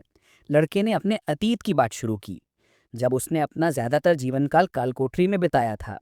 इसीलिए उसके लिए शहर केवल भोजन प्राप्त करने की एक जगह थी। इस कारण उसे अपने पिछले जीवन के बारे में ज्यादा कुछ याद नहीं। ओयामा को यह सुनकर दुख हुआ। वो तो अपने जैसे ही किसी व्यक्ति के साथ अपने पिछले जीवन की यादें साझा करने के लिए उत्सुक था। लेकिन यूको अपने पुराने अतीत को फिर से खोलने के लिए सचमुच में उत्साहित नहीं है। उसका पिछला जीवन उस कीड़े जैसा था जो बेरहमी से जमीन पर रेंगने की कोशिश करता है। तो फिर तुम्हें एक नया जीवन जीने का मौका मिलने के लिए आभारी होना चाहिए, यूको ने कहा। यूको को एक जोरदार लात लगी और वो कार के नीचे से लगभग बाहर गिर गया। यूको बार बार कहता रहा कि वो ऐसा इंसान है जिसे तंग जगहों में रहना ज्यादा अच्छा लगता है। हीरो को गुस्सा आ गया। क्या मैं सचमुच एक डरपोक से लड़ रहा हूँ? युको ने एक स्केटबोर्ड पकड़ा, उसे थोड़ी रफ्तार चाहिए थी। हीरो चाहे जो सोचे और जो कुछ कहे, युकी तो खुद को धोखा नहीं देगा। हीरो ने देखा कि वो लड़का फिर से भागने की कोशिश कर रहा है और अब ये सब उसे बोर करने लगा था। आखिरकार उसने युको से कहा था कि वो उसे साबित करे कि वो उसके लायक है, लेकिन हीरो एक ऐसे कायर को मान्यता देने के लिए तैयार नहीं था जो हमेशा भागता ही रहे। उसी पल युको के रास्ते में एक रुकावट आ गई। वो जल्दी से स्केटबोर्ड से कूद गया। ऐसा लगा जैसे वो एक बंद गली में फंस गया है। अगर यूको बस इतना ही कर सकता है तो शायद उनकी लड़ाई यहीं खत्म हो जाएगी। ओयामा अपना सबसे ताकतवर वार करने से बस एक कदम दूर था। यूको ने तुरंत चारों ओर देखा। उसके बाएं ओर एक लैंपपोस्ट था। अगर हीरो यही सोच रहा है तो अब वक्त है कार्रवाई का। वो तेजी से कंक्रीट के खंभे की तरफ दौड़ा और अपने पैर से जोरदार लात मारी। ओयामा को कुछ समझ में नहीं आया कि ये क्या हो रहा है। लैंप पोस्ट टूट गया और गिरने लगा। कार्रवाई का समय आ गया है, युको ने मुस्कुराकर कहा। ओयामा को समझ में आ गया कि अब उसे भी कुछ करना ही पड़ेगा। ओयामा ने देखा कि एक बड़ा सा खंबा उस पर गिर रहा है। वो घबरा गया, भ्रमित सा दिखने लगा। स्थिति का मूल्यांकन करते हुए प्रमुख एडवेंचरर ने देखा कि पीछे से कार उसकी ओर बढ़ रही थी। ओयामा को तकाहाशी की रणनीति समझ में आ गई। युवक ने उसे जाल में फंसा लिया था। योकितो ने उत्सुकता से एडवेंचरर की हरकतों को देखा और तालियां बजाई। उसने पहले ही सब कुछ गिन कर रखा था, क्योंकि हीरो के पास और कोई विकल्प नहीं था। उसने सब कुछ इस तरह से किया था कि निर्दोष लोगों को कोई नुकसान ना हो। खंबे को पकड़कर जमीन पर रखते हुए कसो मरेडो ने कहा, यह तो साफ था। लेकिन अगले ही पल उसने माना कि युवक उसे हैरान कर गया। तकाहाशी मुस्कुराया और पूछा, सच में ये साफ था? अगर ऐसा है तो तुम्हें हर कीमत पर उन्हें बचाना होगा। हीरो अब भी मुस्कुरा रहा था। ओयामा के चेहरे के भावों से लग रहा था कि इस मोड़ ने उसे हक्का बक्का कर दिया है। कटी हुई विद्युत लाइनों में करंट था और एक बड़ी दुर्घटना होने वाली थी। लाइन टूटने से पूरी व्यवस्था अस्थिर हो गई थी और आसपास के सभी लोग घायल हो सकते थे। घिरे हुए खंभे में दरारें पड़ गई थी और हर तरफ सुनहरी बिजली चमक रही थी। अब हिचकिचाने का समय नहीं था। प्रमुख एडवेंचरर के पीछे एक जोरदार विस्फोट हुआ। सुनहरे बालों वाले ने तेजी से पीछे देखा। उसके चेहरे पर पसीने की बूंदें आ गईं। उसे तुरंत कुछ करना था। आग तेजी से फैल रही थी और हर चीज को अपनी चपेट में ले रही थी। ओयामा आखिरकार होश में आया और आदेश दिया कि उंडीन आग बुझाएं। वो मैजिकल प्राणी जिसमें जल का बल था, अपने स्वामी का आदेश पूरा करने दौड़ पड़ा। तकाहाशी एडवेंचरर की प्रतिक्रिया और हरकतों को देखकर मुस्कुराया। वो चिल्लाया, और पानी लाओ। आग सड़क पर तेजी से फैल रही थी और पास के पेड़ पहले ही आग की चपेट में आ गए थे। पेड़ सड़क पर गिर गए और अपने वजन से गुजरती हुई कारों को कुचल दिया। अत्यधिक गर्मी के कारण डामर में दरारें पड़ गईं। अगले ही क्षण शहर के हाईवे के बीचों बीच एक दरार बन गई जिसने रास्ते की हर चीज को निगल लिया। एडवेंचरर अब अपने भावनाओं को नियंत्रित नहीं कर पा रहा था। वो जोर से चिल्लाया, तुम मजाक कर रहे हो क्या? ओयामा ने सिल्फ और ग्नोम को समस्या सुलझाने का निर्देश दिया। हीरो को समझ में आ गया था कि अब उसे खुद ही हस्तक्षेप करना पड़ेगा। वो तेजी से आपदा के केंद्र की ओर दौड़ा। ग्नोम ने सबसे पहले उस लड़की को कार से बाहर निकाला जो अब खाई में गिरने वाली थी। सिल्फा ने अपना जादू इस्तेमाल करके कार को खाई की गहराई से ऊपर उठा लिया। जादुई प्राणियों ने उन लोगों और उनके सामान को बचा लिया जो इस आपदा के केंद्र में फंस गए थे। तकाहाशी भी घटनास्थल की ओर बढ़ा। वो एडवेंचरर के पीछे खड़ा हुआ और अपनी वही जानी पहचानी मुस्कान से पूछा, क्या तुम मुझे भूल गए हो? मेरे पास अब तुम्हारे लिए वक्त नहीं है, यूको, कोसा मारिडो चिल्लाया। मुझे उस डिजास्टर से निपटना है जो मैंने खुद ही पैदा किया है। सबसे ताकतवर एडवेंचरर को पूरा यकीन था कि ये नौजवान उसका कुछ नहीं बिगाड़ सकता। ऊहो ने साइलेंटली सिस्टम विंडो एक्टिवेट किया। वो फिर से ओयामा को सरप्राइज देने वाला था। शायद मैं तुम्हें सीधे नुकसान नहीं पहुंचा सकता, हीरो बोला, लेकिन मैं खतरनाक हालात जरूर बना सकता हूँ। यही कहते हुए उसने अपनी शील्ड से विरोधी पर वार किया। कोसामारिडो अपना बैलेंस खो बैठा। उसे ऐसी ट्रिक की उम्मीद नहीं थी। चमकते हुए आर्मर और लाल क्लोक वाला एडवेंचरर सीधा सुअर में जा गिरा। कितनी आयरनी है, ताकाहाशी बोला, कि सबसे बेहतरीन फाइटर अब लिटरल मतलब में गंदगी में डूबा हुआ है। हीरो को खुशी थी कि अब वो खूबसूरत आदमी भी समझ गया कि बॉटम में होना कैसा लगता है। उयामा का चेहरा जब वो अबिस में गिर रहा था, हॉरर और डिस्पेयर से भरा हुआ था। अब उसे उस डिस्ग्रेस से कोई नहीं बचा सकता था। गंदे पानी की ब्राउन लहरें बहुत करीब थीं। सबसे पहला एडवेंचरर अब अपने कंधों तक उस सड़ान भरे लिक्विड में डूब चुका था। ताकाहाशी ने अपने फूलों से सजे मैजिक वॉन्ड को उयामा की ओर तानते हुए कहा, मैं अभी खत्म नहीं हुआ हूँ। वो दबाव सह नहीं सका। उसने हाथ ऊपर उठाया और बोला, मैं हार मानता हूँ। उसने हीरो की जीत को स्वीकार कर लिया। थोड़ी देर बाद आग बुझा दी गई और सारे पीड़ितों को रेस्क्यू कर लिया गया। कसुमारो ट्रक पर बैठा था। उसके कपड़ों से गंदा पानी टपक रहा था। उसने युकितो से कबूल किया, मेरे घटिया किरदार की वजह से मैं अक्सर ऐसी हालत में आ जाता हूँ। वो आगे बोला, मुझे पता था कि हमारी फाइट में कुछ अनहोनी हो सकती है, लेकिन इतनी शर्मनाक हार की उम्मीद नहीं थी। फिर उसने माना कि पहली बार इतनी सारी मुसीबतें एक साथ उसके साथ घटी हैं। अब उयामा शेखी नहीं भगा रहा था, वो ताकाहाशी की चालाकी देखकर हैरान था। उसने हीरो को उसके पास्ट की एक एक्सीडेंट की याद दिलाई, एक भयानक एक्सप्लोजन जो किसी हाई राइज बिल्डिंग में हुआ था। युको के मन में वो सीन उभर आया, जमीन पर गिरे हुए फूलों का बुके और टेकआउट खाना, और फिर वो खुद घुटनों पर बैठा था, हाथ जोड़े आंखें बंद प्रार्थना करता हुआ। ये पुरानी यादें उसके लिए बेहद दर्दनाक थीं, लेकिन इन्हीं यादों ने इस लड़ाई में उसे हिम्मत दी थी। अब ज्यादा जरूरी क्या है? क्या मैं तुम्हें यह साबित कर पाया कि मैं अतीत को दोहराने से रोक सकता हूँ? ताकाहाशी ने पूछा। नंबर 1 हीरो ने तालियां बजाई, सहमति दी। वो ट्रक की छत से कूदा और बोला, मैं तुम्हें उसके साथ थोड़ा और समय बिताने दूंगा। यूको को एडवेंचरर का जवाब पसंद नहीं आया। कोसा मारिडो ने बिना पीछे देखे कहा, अफसोस की बात है कि बहुत जल्द भुलावे का पर्दा यानी वेल ऑफ ऑब्लिवियन गिरने वाला है, और फिर हमारे ड्यूअल के सभी कॉन्सिक्वेंसेस मुझे ही झेलने पड़ेंगे। वो सुनहरे बालों वाला आदमी सीधा हाईवे के बीच में बने गहरे अबिस की ओर इशारा कर रहा था। उयामा ने हीरो की ओर हाथ हिलाते हुए जोड़ा, अब मुझे हॉस्पिटल वापस लौटना होगा। उसकी चाहत थी कि अब ये नौजवान इस डिजास्टर के कर्ज से निपटे। ताकाहाशी शायद अभी तक समझ ही नहीं पाया था कि उसका नया परिचित क्या कह रहा है। हीरो के चेहरे का एक्सप्रेशन देखकर खुद एडवेंचरर भी हैरान रह गया। क्या ये लड़का नहीं जानता कि इसी डिजास्टर की वजह से हॉस्पिटल में वो ट्रेजेडी हुई थी? अगर तुम फ्यूचर से आए हो तो फिर तुम्हें ये सब क्यों नहीं पता? उयामा ने पूछा। ये पहली बार है जब मैंने इसके बारे में सुना है, हीरो ने जवाब दिया। इस उत्तर पर सुनहरे बालों वाले आदमी के चेहरे पर एक अजीब सी मुस्कान फैल गई। उसे लगा शायद यूको मजाक कर रहा है। ये जोक मजेदार नहीं है, एडवेंचरर ने कहा, लेकिन यूको मजाक नहीं कर रहा था। उसने दोनों हाथ छाती पर मोड़ लिए और गंभीरता से बोला, मुझे सच में नहीं पता कि आप किस डिजास्टर की बात कर रहे हैं। तुम्हें वाकई इस डिजास्टर के बारे में नहीं पता? कोसा मारिडो चिल्लाया। वो नहीं समझ पा रहा था कि ये लड़का कैसे जले हुए रास्तों और आग की तबाही को भूल सकता है। देखिए, मैंने अपनी पूरी पिछली जिंदगी डंजन्स में बिताई थी। मैंने 10 साल तक सिर्फ स्लाइम्स ही फार्म किए थे, लड़के ने आखिरकार समझाया। अब कोसा मारिडो को समझ में आ गया कि यूको को अपनी पास्ट लाइफ की सारी बातें याद नहीं हैं। उसने मान लिया कि ऐसे में ये लड़का कर्ज का मुकाबला करना नहीं जानता होगा। हीरो ने अपने हाथ फैला दिए। ये पूरी तरह से सच था कि उसे वाकई नहीं पता था कि इस मुसीबत से छुटकारा कैसे पाए। ये सुनकर एडवेंचरर दुखी हो गया। उसने अपनी नजरें जमीन पर झुका ली और थोड़ी देर तक चुपचाप अपने जूतों को घूरता रहा। आखिरकार सुनहरे बालों वाले आदमी ने कहा, अब सब समझाने का वक्त नहीं है, मुझे भी नहीं पता कि क्या हो सकता है। आसमान का रंग देखकर वो समझ गया कि ऑब्लिवियन आने ही वाला है। हॉस्पिटल के बेसमेंट में मॉग है, वहां जाओ। जब वहां पहुंचोगे तब सब कुछ समझ में आ जाएगा। उयामा ने कहा, मैं क्यों सुनूं तुम्हारी बात? यूको ने चिढ़ते हुए पूछा। मैं खुद भी कोशिश करूंगा कि सच्चाई पता करूं, लेकिन हो सकता है कि मैं अकेले कुछ ना कर पाऊं। वो ताकाहाशी से दूर जाते हुए बोला, अगर कुछ नहीं किया गया तो बहुत से लोग मारे जा सकते हैं। इतनी गंभीर बात सुनकर युवा हीरो उलझन में पड़ गया। वो कुछ और पूछना चाहता था, लेकिन कोसामारो पहले ही उड़ चुका था और आकाश में गायब हो गया। मुझे समझ नहीं आ रहा कि क्या हो रहा है, लेकिन शायद अब हॉस्पिटल वापस जाना ही सही होगा, हीरो ने मन में सोचा। उसने ब्रेसलेट ऑफ चेंजेबिलिटी को छुआ ताकि वो अपनी माँ और बहन के पास जल्दी से पहुंच सके, और वो टाइम पर पहुंच भी गया, क्योंकि ठीक अगले ही पल वॉइड गायब होने लगा। जब जादू का असर खत्म हुआ तो लोग एक बार फिर सड़कों पर चलने लगे। उन्हें जरा भी अंदाजा नहीं था कि कुछ मिनट पहले इन्हीं सड़कों पर सबसे ताकतवर बीइंग्स के बीच भयंकर लड़ाई हो रही थी। यूको सही समय पर हॉस्पिटल पहुंच गया।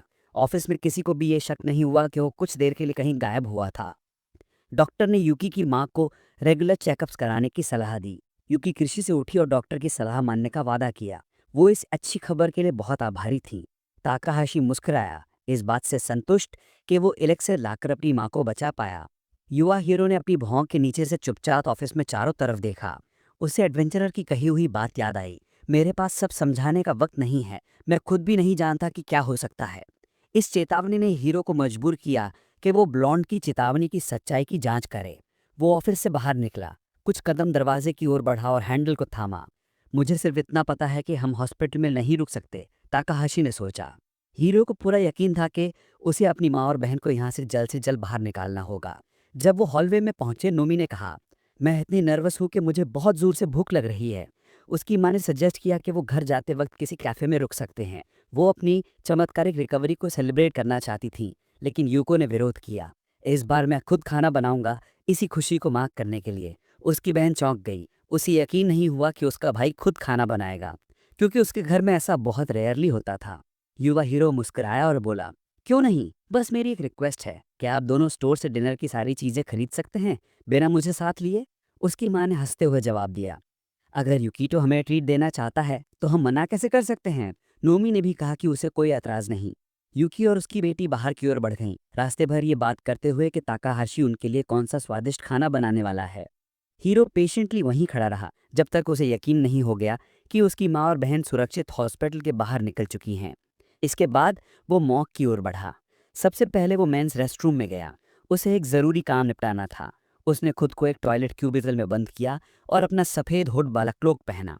ये क्लोक मैजिकल था। वो उसे बैंडेड को हराने के बाद इनाम में मिला था। वो इसका इस्तेमाल उन कमज़ोर मॉन्स्टर से बचने के लिए करता था जो उसकी ताकत के लायक नहीं थे। हीरो को उम्मीद नहीं थी कि उसे इस इनविजिबिलिटी क्लोक की ज़रूरत किसी ऐसे कारण से पड़ेगी। बाथरूम में मौजूद एक मरीज ने जब देखा कि दरवाज़ा अपने आप खुला है तो वो डर गया और सोचने लगा कि वहाँ कोई भूत है। इसी दौरान युवा हीरो कॉरिडोर के अंत में स्थित एलिवेटर तक पहुंच गया। युको शांत मन से देखता रहा कि एलिवेटर ऊपर से धीरे धीरे नीचे उतर रहा है। वो सोचने लगा, आखिर मैंने इस कर्स ऑफ डिजास्टर के बारे में कभी क्यों नहीं सुना। उयामा ने कहा था कि जब वो मॉर्ग पहुंचेगा तो सब कुछ खुद ही समझ में आ जाएगा। आखिरकार एलिवेटर की डिस्प्ले पर लिखा आया B1। ये बेसमेंट फ्लोर था, वही जहां मॉर्ग स्थित था। वो हीरो पूरे आत्मविश्वास के साथ एलिवेटर से बाहर निकला और आगे बढ़ने लगा। उम्मीद थी कि जल्द ही उसे पता चल जाएगा कि उसे कहाँ जाना है। युवा लड़के ने महसूस किया कि चारों ओर एक भयानक सन्नाटा था और पूरा फ्लोर डेथ और डिस्पेयर से भरा हुआ था। क्या यहाँ कुछ ऐसा है जो किसी बड़ी कैटेस्ट्रॉफी को जन्म दे सकता है? युको ने सोचा। उसने तय किया कि सबसे पहले उसे ये देखना चाहिए कि इस फ्लोर पर कोई जिंदा है। सिस्टम का रेडार दिखा रहा था कि वहाँ कोई नहीं था। इसका मतलब था कि अब हीरो पूरे फ्लोर को आराम से जांच सकता था। टाकाहाशी ने सामने की ओर देखा, बहुत ध्यान से, दरवाजों पर लगे साइंस पढ़ते हुए। वह जल्द से जल्द मॉर्ग ढूंढना चाहता था। आखिरकार एक दरवाज़ा दिखा जिस पर मॉर्ग लिखा था। मौका आ गया था। युवा लड़के ने चुपचाप दरवाज़ा खोला।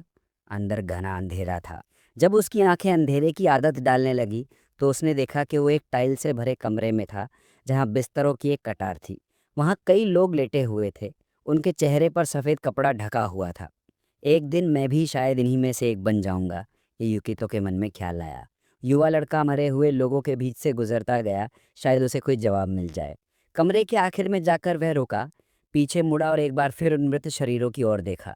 हीरो ने अपनी जादुई क्लोक का हुड उतारा और तय किया कि वह थोड़ी देर और इंतजार करेगा, लेकिन उसे कुछ भी नहीं मिला। यूको ने सोचा कि शायद उयामा ने उसके साथ मजाक किया है। उसने सिस्टम विंडो एक्टिवेट किया, लेकिन तभी उसकी आंखें चौड़ी हो गई। स्क्रीन पर एक रेड अलर्ट यानी कि खतरे का संकेत दिखाई दिया। ताकाहाशी ने अजीब अजीब सी आवाज़ें सुनी और देखा कि बिस्तरों से लाल रोशनी उठ रही है। अचानक एक मृत शरीर ने हरकत की और उसके चेहरे से चादर गिर पड़ी। वह औरत जैसे किसी कन्वल्जन में थी, उसका शरीर मरोड़ खा रहा था। लिविंग डेड उठने लगे, एक ऐसा नज़ारा जो किसी कमज़ोर दिल वाले के लिए नहीं था। 1 मिनट भी नहीं गुजरा था कि एक दर्जन ज़ॉम्बीज़ हीरो की ओर बढ़ने लगे। वे घुर्राने लगे जैसे अंदर से कोई जानवर जाग गया हो। अब ताकाहाशी को एडवेंचरर की बात पर भरोसा हो गया था। वाकई उसे मोर्ग में एक इशारा मिल गया था। हीरो ने अपनी तलवार सामने उठा ली। वे खतरे का सामना गरिमा के साथ करने के लिए तैयार था। जैसे जैसे ज़ॉम्बीज़ पास आते गए, उसे सड़ती मांस की बदबू और भी तेज़ महसूस होने लगी। लिविंग डेड अब इतने करीब थे कि उनके मुंह से झाग निकल रही थी। वे बिल्कुल पागल कुत्तों की तरह दिख रहे थे। पहली जिसने हमला किया वो एक लंबे बालों वाली औरत थी। एक ख्याल हीरो के दिमाग में बिजली की तरह कौन गया, ये कोई ज़ॉम्बी वायरस नहीं है। उसने एक ही बार में उस ज़ॉम्बी का सिर धड़ से अलग कर दिया। सिर ज़मीन पर जा गिरा। यूको इस नतीजे पर पहुंचा कि ये सब शायद एक भयानक कर्स का असर है। पहला शरीर गिर चुका था, लेकिन बाकी मृतक भी अब बहुत पास थे। अगर कोई एडवेंचरर मरने से पहले कर्स्ड हो और तय समय में उसे दफनाया ना जाए तब वह ज़ॉम्बी बन जाता है। ताकाहाशी को अचानक याद आया। हीरो का अगला वार एक और लिविंग डेड को उसके सिर से लेकर टोर्सो तक चीर गया। जैसे ही उसने दूसरे ज़ॉम्बी को ख़त्म किया, तीसरा ज़ॉम्बी साइड से उस पर कूद पड़ा।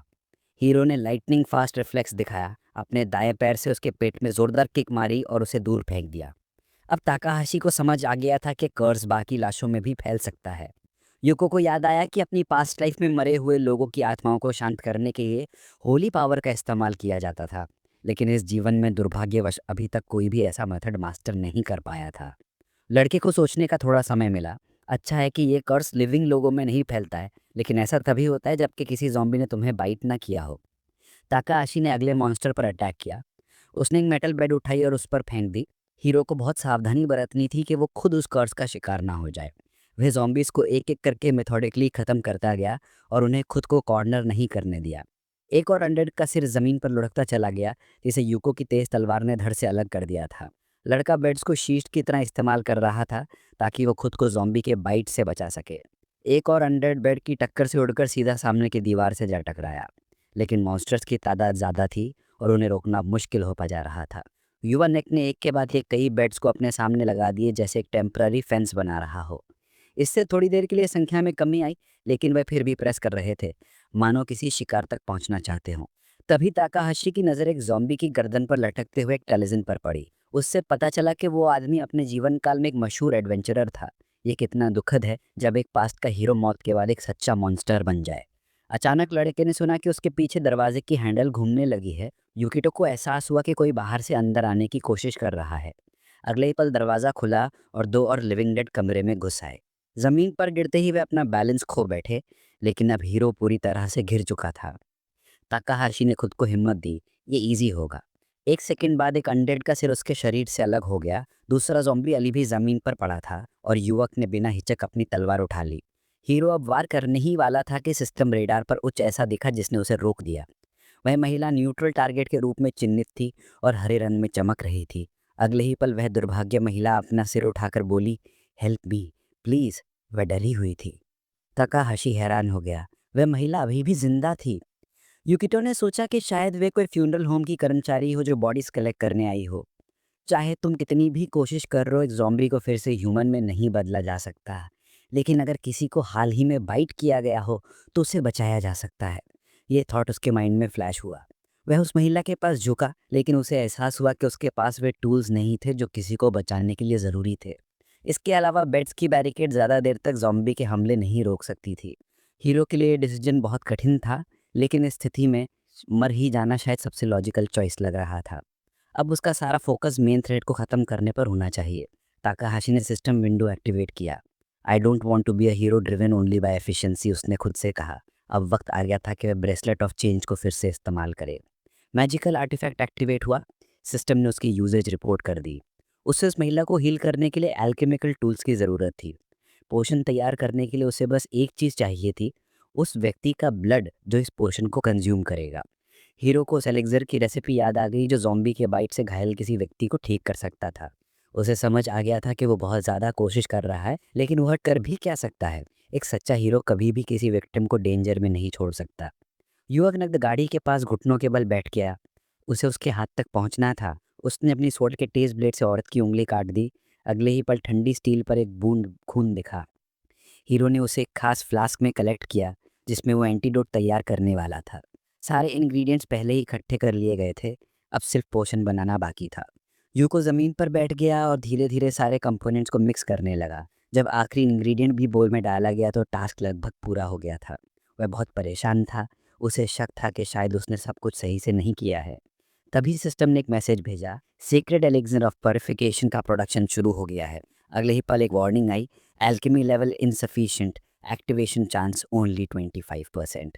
साथ ही ये भी बताया गया कि उसके पास एडवांस सिंथेसिस स्किल नहीं है। अगर होती तो एक्टिवेशन प्रोबेबिलिटी 70% होती। यूको को उसकी मैजिकल एबिलिटीज़ को लेकर भी वार्निंग दी गई, लेकिन उसकी अद्भुत लक की वजह से एलिक्सर सफलतापूर्वक तैयार हो गया। ताकाहाशी रिजल्ट से बहुत खुश था। उसने औरत से कहा, थोड़ा और वेट करो। फिर वह झुका और उसने उस मैजिकल एलिक्सर को उसके मुंह में डाल दिया। जैसे ही वह एलिक्सर उस बेचारी औरत के शरीर में गया, वह एक मैजिकल लाइट से चमक उठी। कुछ सेकंड्स बाद वह ग्लो गायब हो गया और औरत बेहोश हो गई। ताकाहाशी ने राहत की सांस ली। खुश था कि उसने उस औरत को बचा लिया। उसने उसे बैठने में मदद की और होश में लाने की कोशिश करने लगा। अब वापस अपनी वेपन की तरफ जाना था। यूको ने अपनी स्वॉर्ड को उठा लिया। अब ज़ॉम्बी से निपटने का टाइम आ गया था। क्योंकि ताकाहाशी को अभी भी फेस्टिव डिनर की तैयारी करनी थी। उसने देखा कि उसका बनाया हुआ अस्थाई फेंस अब हिल नहीं रहा था। उस पर जो दबाव था वह खत्म हो गया था। युवक ने दरार से झांका। कमरा बहुत क्वाइट था, लेकिन ज़ॉम्बीज़ कहाँ गए? जो उसने देखा वह इतना भयानक था कि एक अनुभवी हीरो जैसे युकिटो को भी डरा गया। सारे ज़ॉम्बीज़ किसी काली सी सब्सटेंस की ओर खींचे चले जा रहे थे, जैसे किसी कॉल का जवाब दे रहे हों। जो ज़ॉम्बी पहले से अंदर थे वह काले हो चुके थे, और उस मॉन्स्टर की आंखें और खुला हुआ मुंह हरे रंग में चमक रहे थे। कोई बहुत ही ताकतवर चीज़ उन अनडेड की मैजिक को अब्जॉर्ब कर रही थी। एक दर्जन ज़ॉम्बीज़ एक विशाल मॉन्स्टर में बदल गए। उस मॉन्स्टर के पास धारदार दांत थे और दर्जनों टेंटेकल्स। वो जोर से गुर्राया, और उसके गुर्राने से बेड्स जिनके पीछे हीरो छिपा था चारों ओर उड़ गए। यूको समझ नहीं पाया कि क्या बकवास है और कहाँ से आ गई। क्या ये भी उस कर्स का पार्ट था? शायद जब वो पोषण बनाने में व्यस्त था तब तक वह कर्स और भी ताकतवर हो गया था। क्या ये उस कीमत का हिस्सा था जो उसने एक परेशान औरत को बचाने के लिए चुकाई थी? अगर उयोमा कुसामारे को ये पता चले तो शायद वो मुझ पर हंसे, लेकिन यूकिटो को अपने किए पर एक पल के लिए भी पछतावा नहीं था। उसने औरत की जान बचाई थी और अब इस मुसीबत से भी निपटेगा।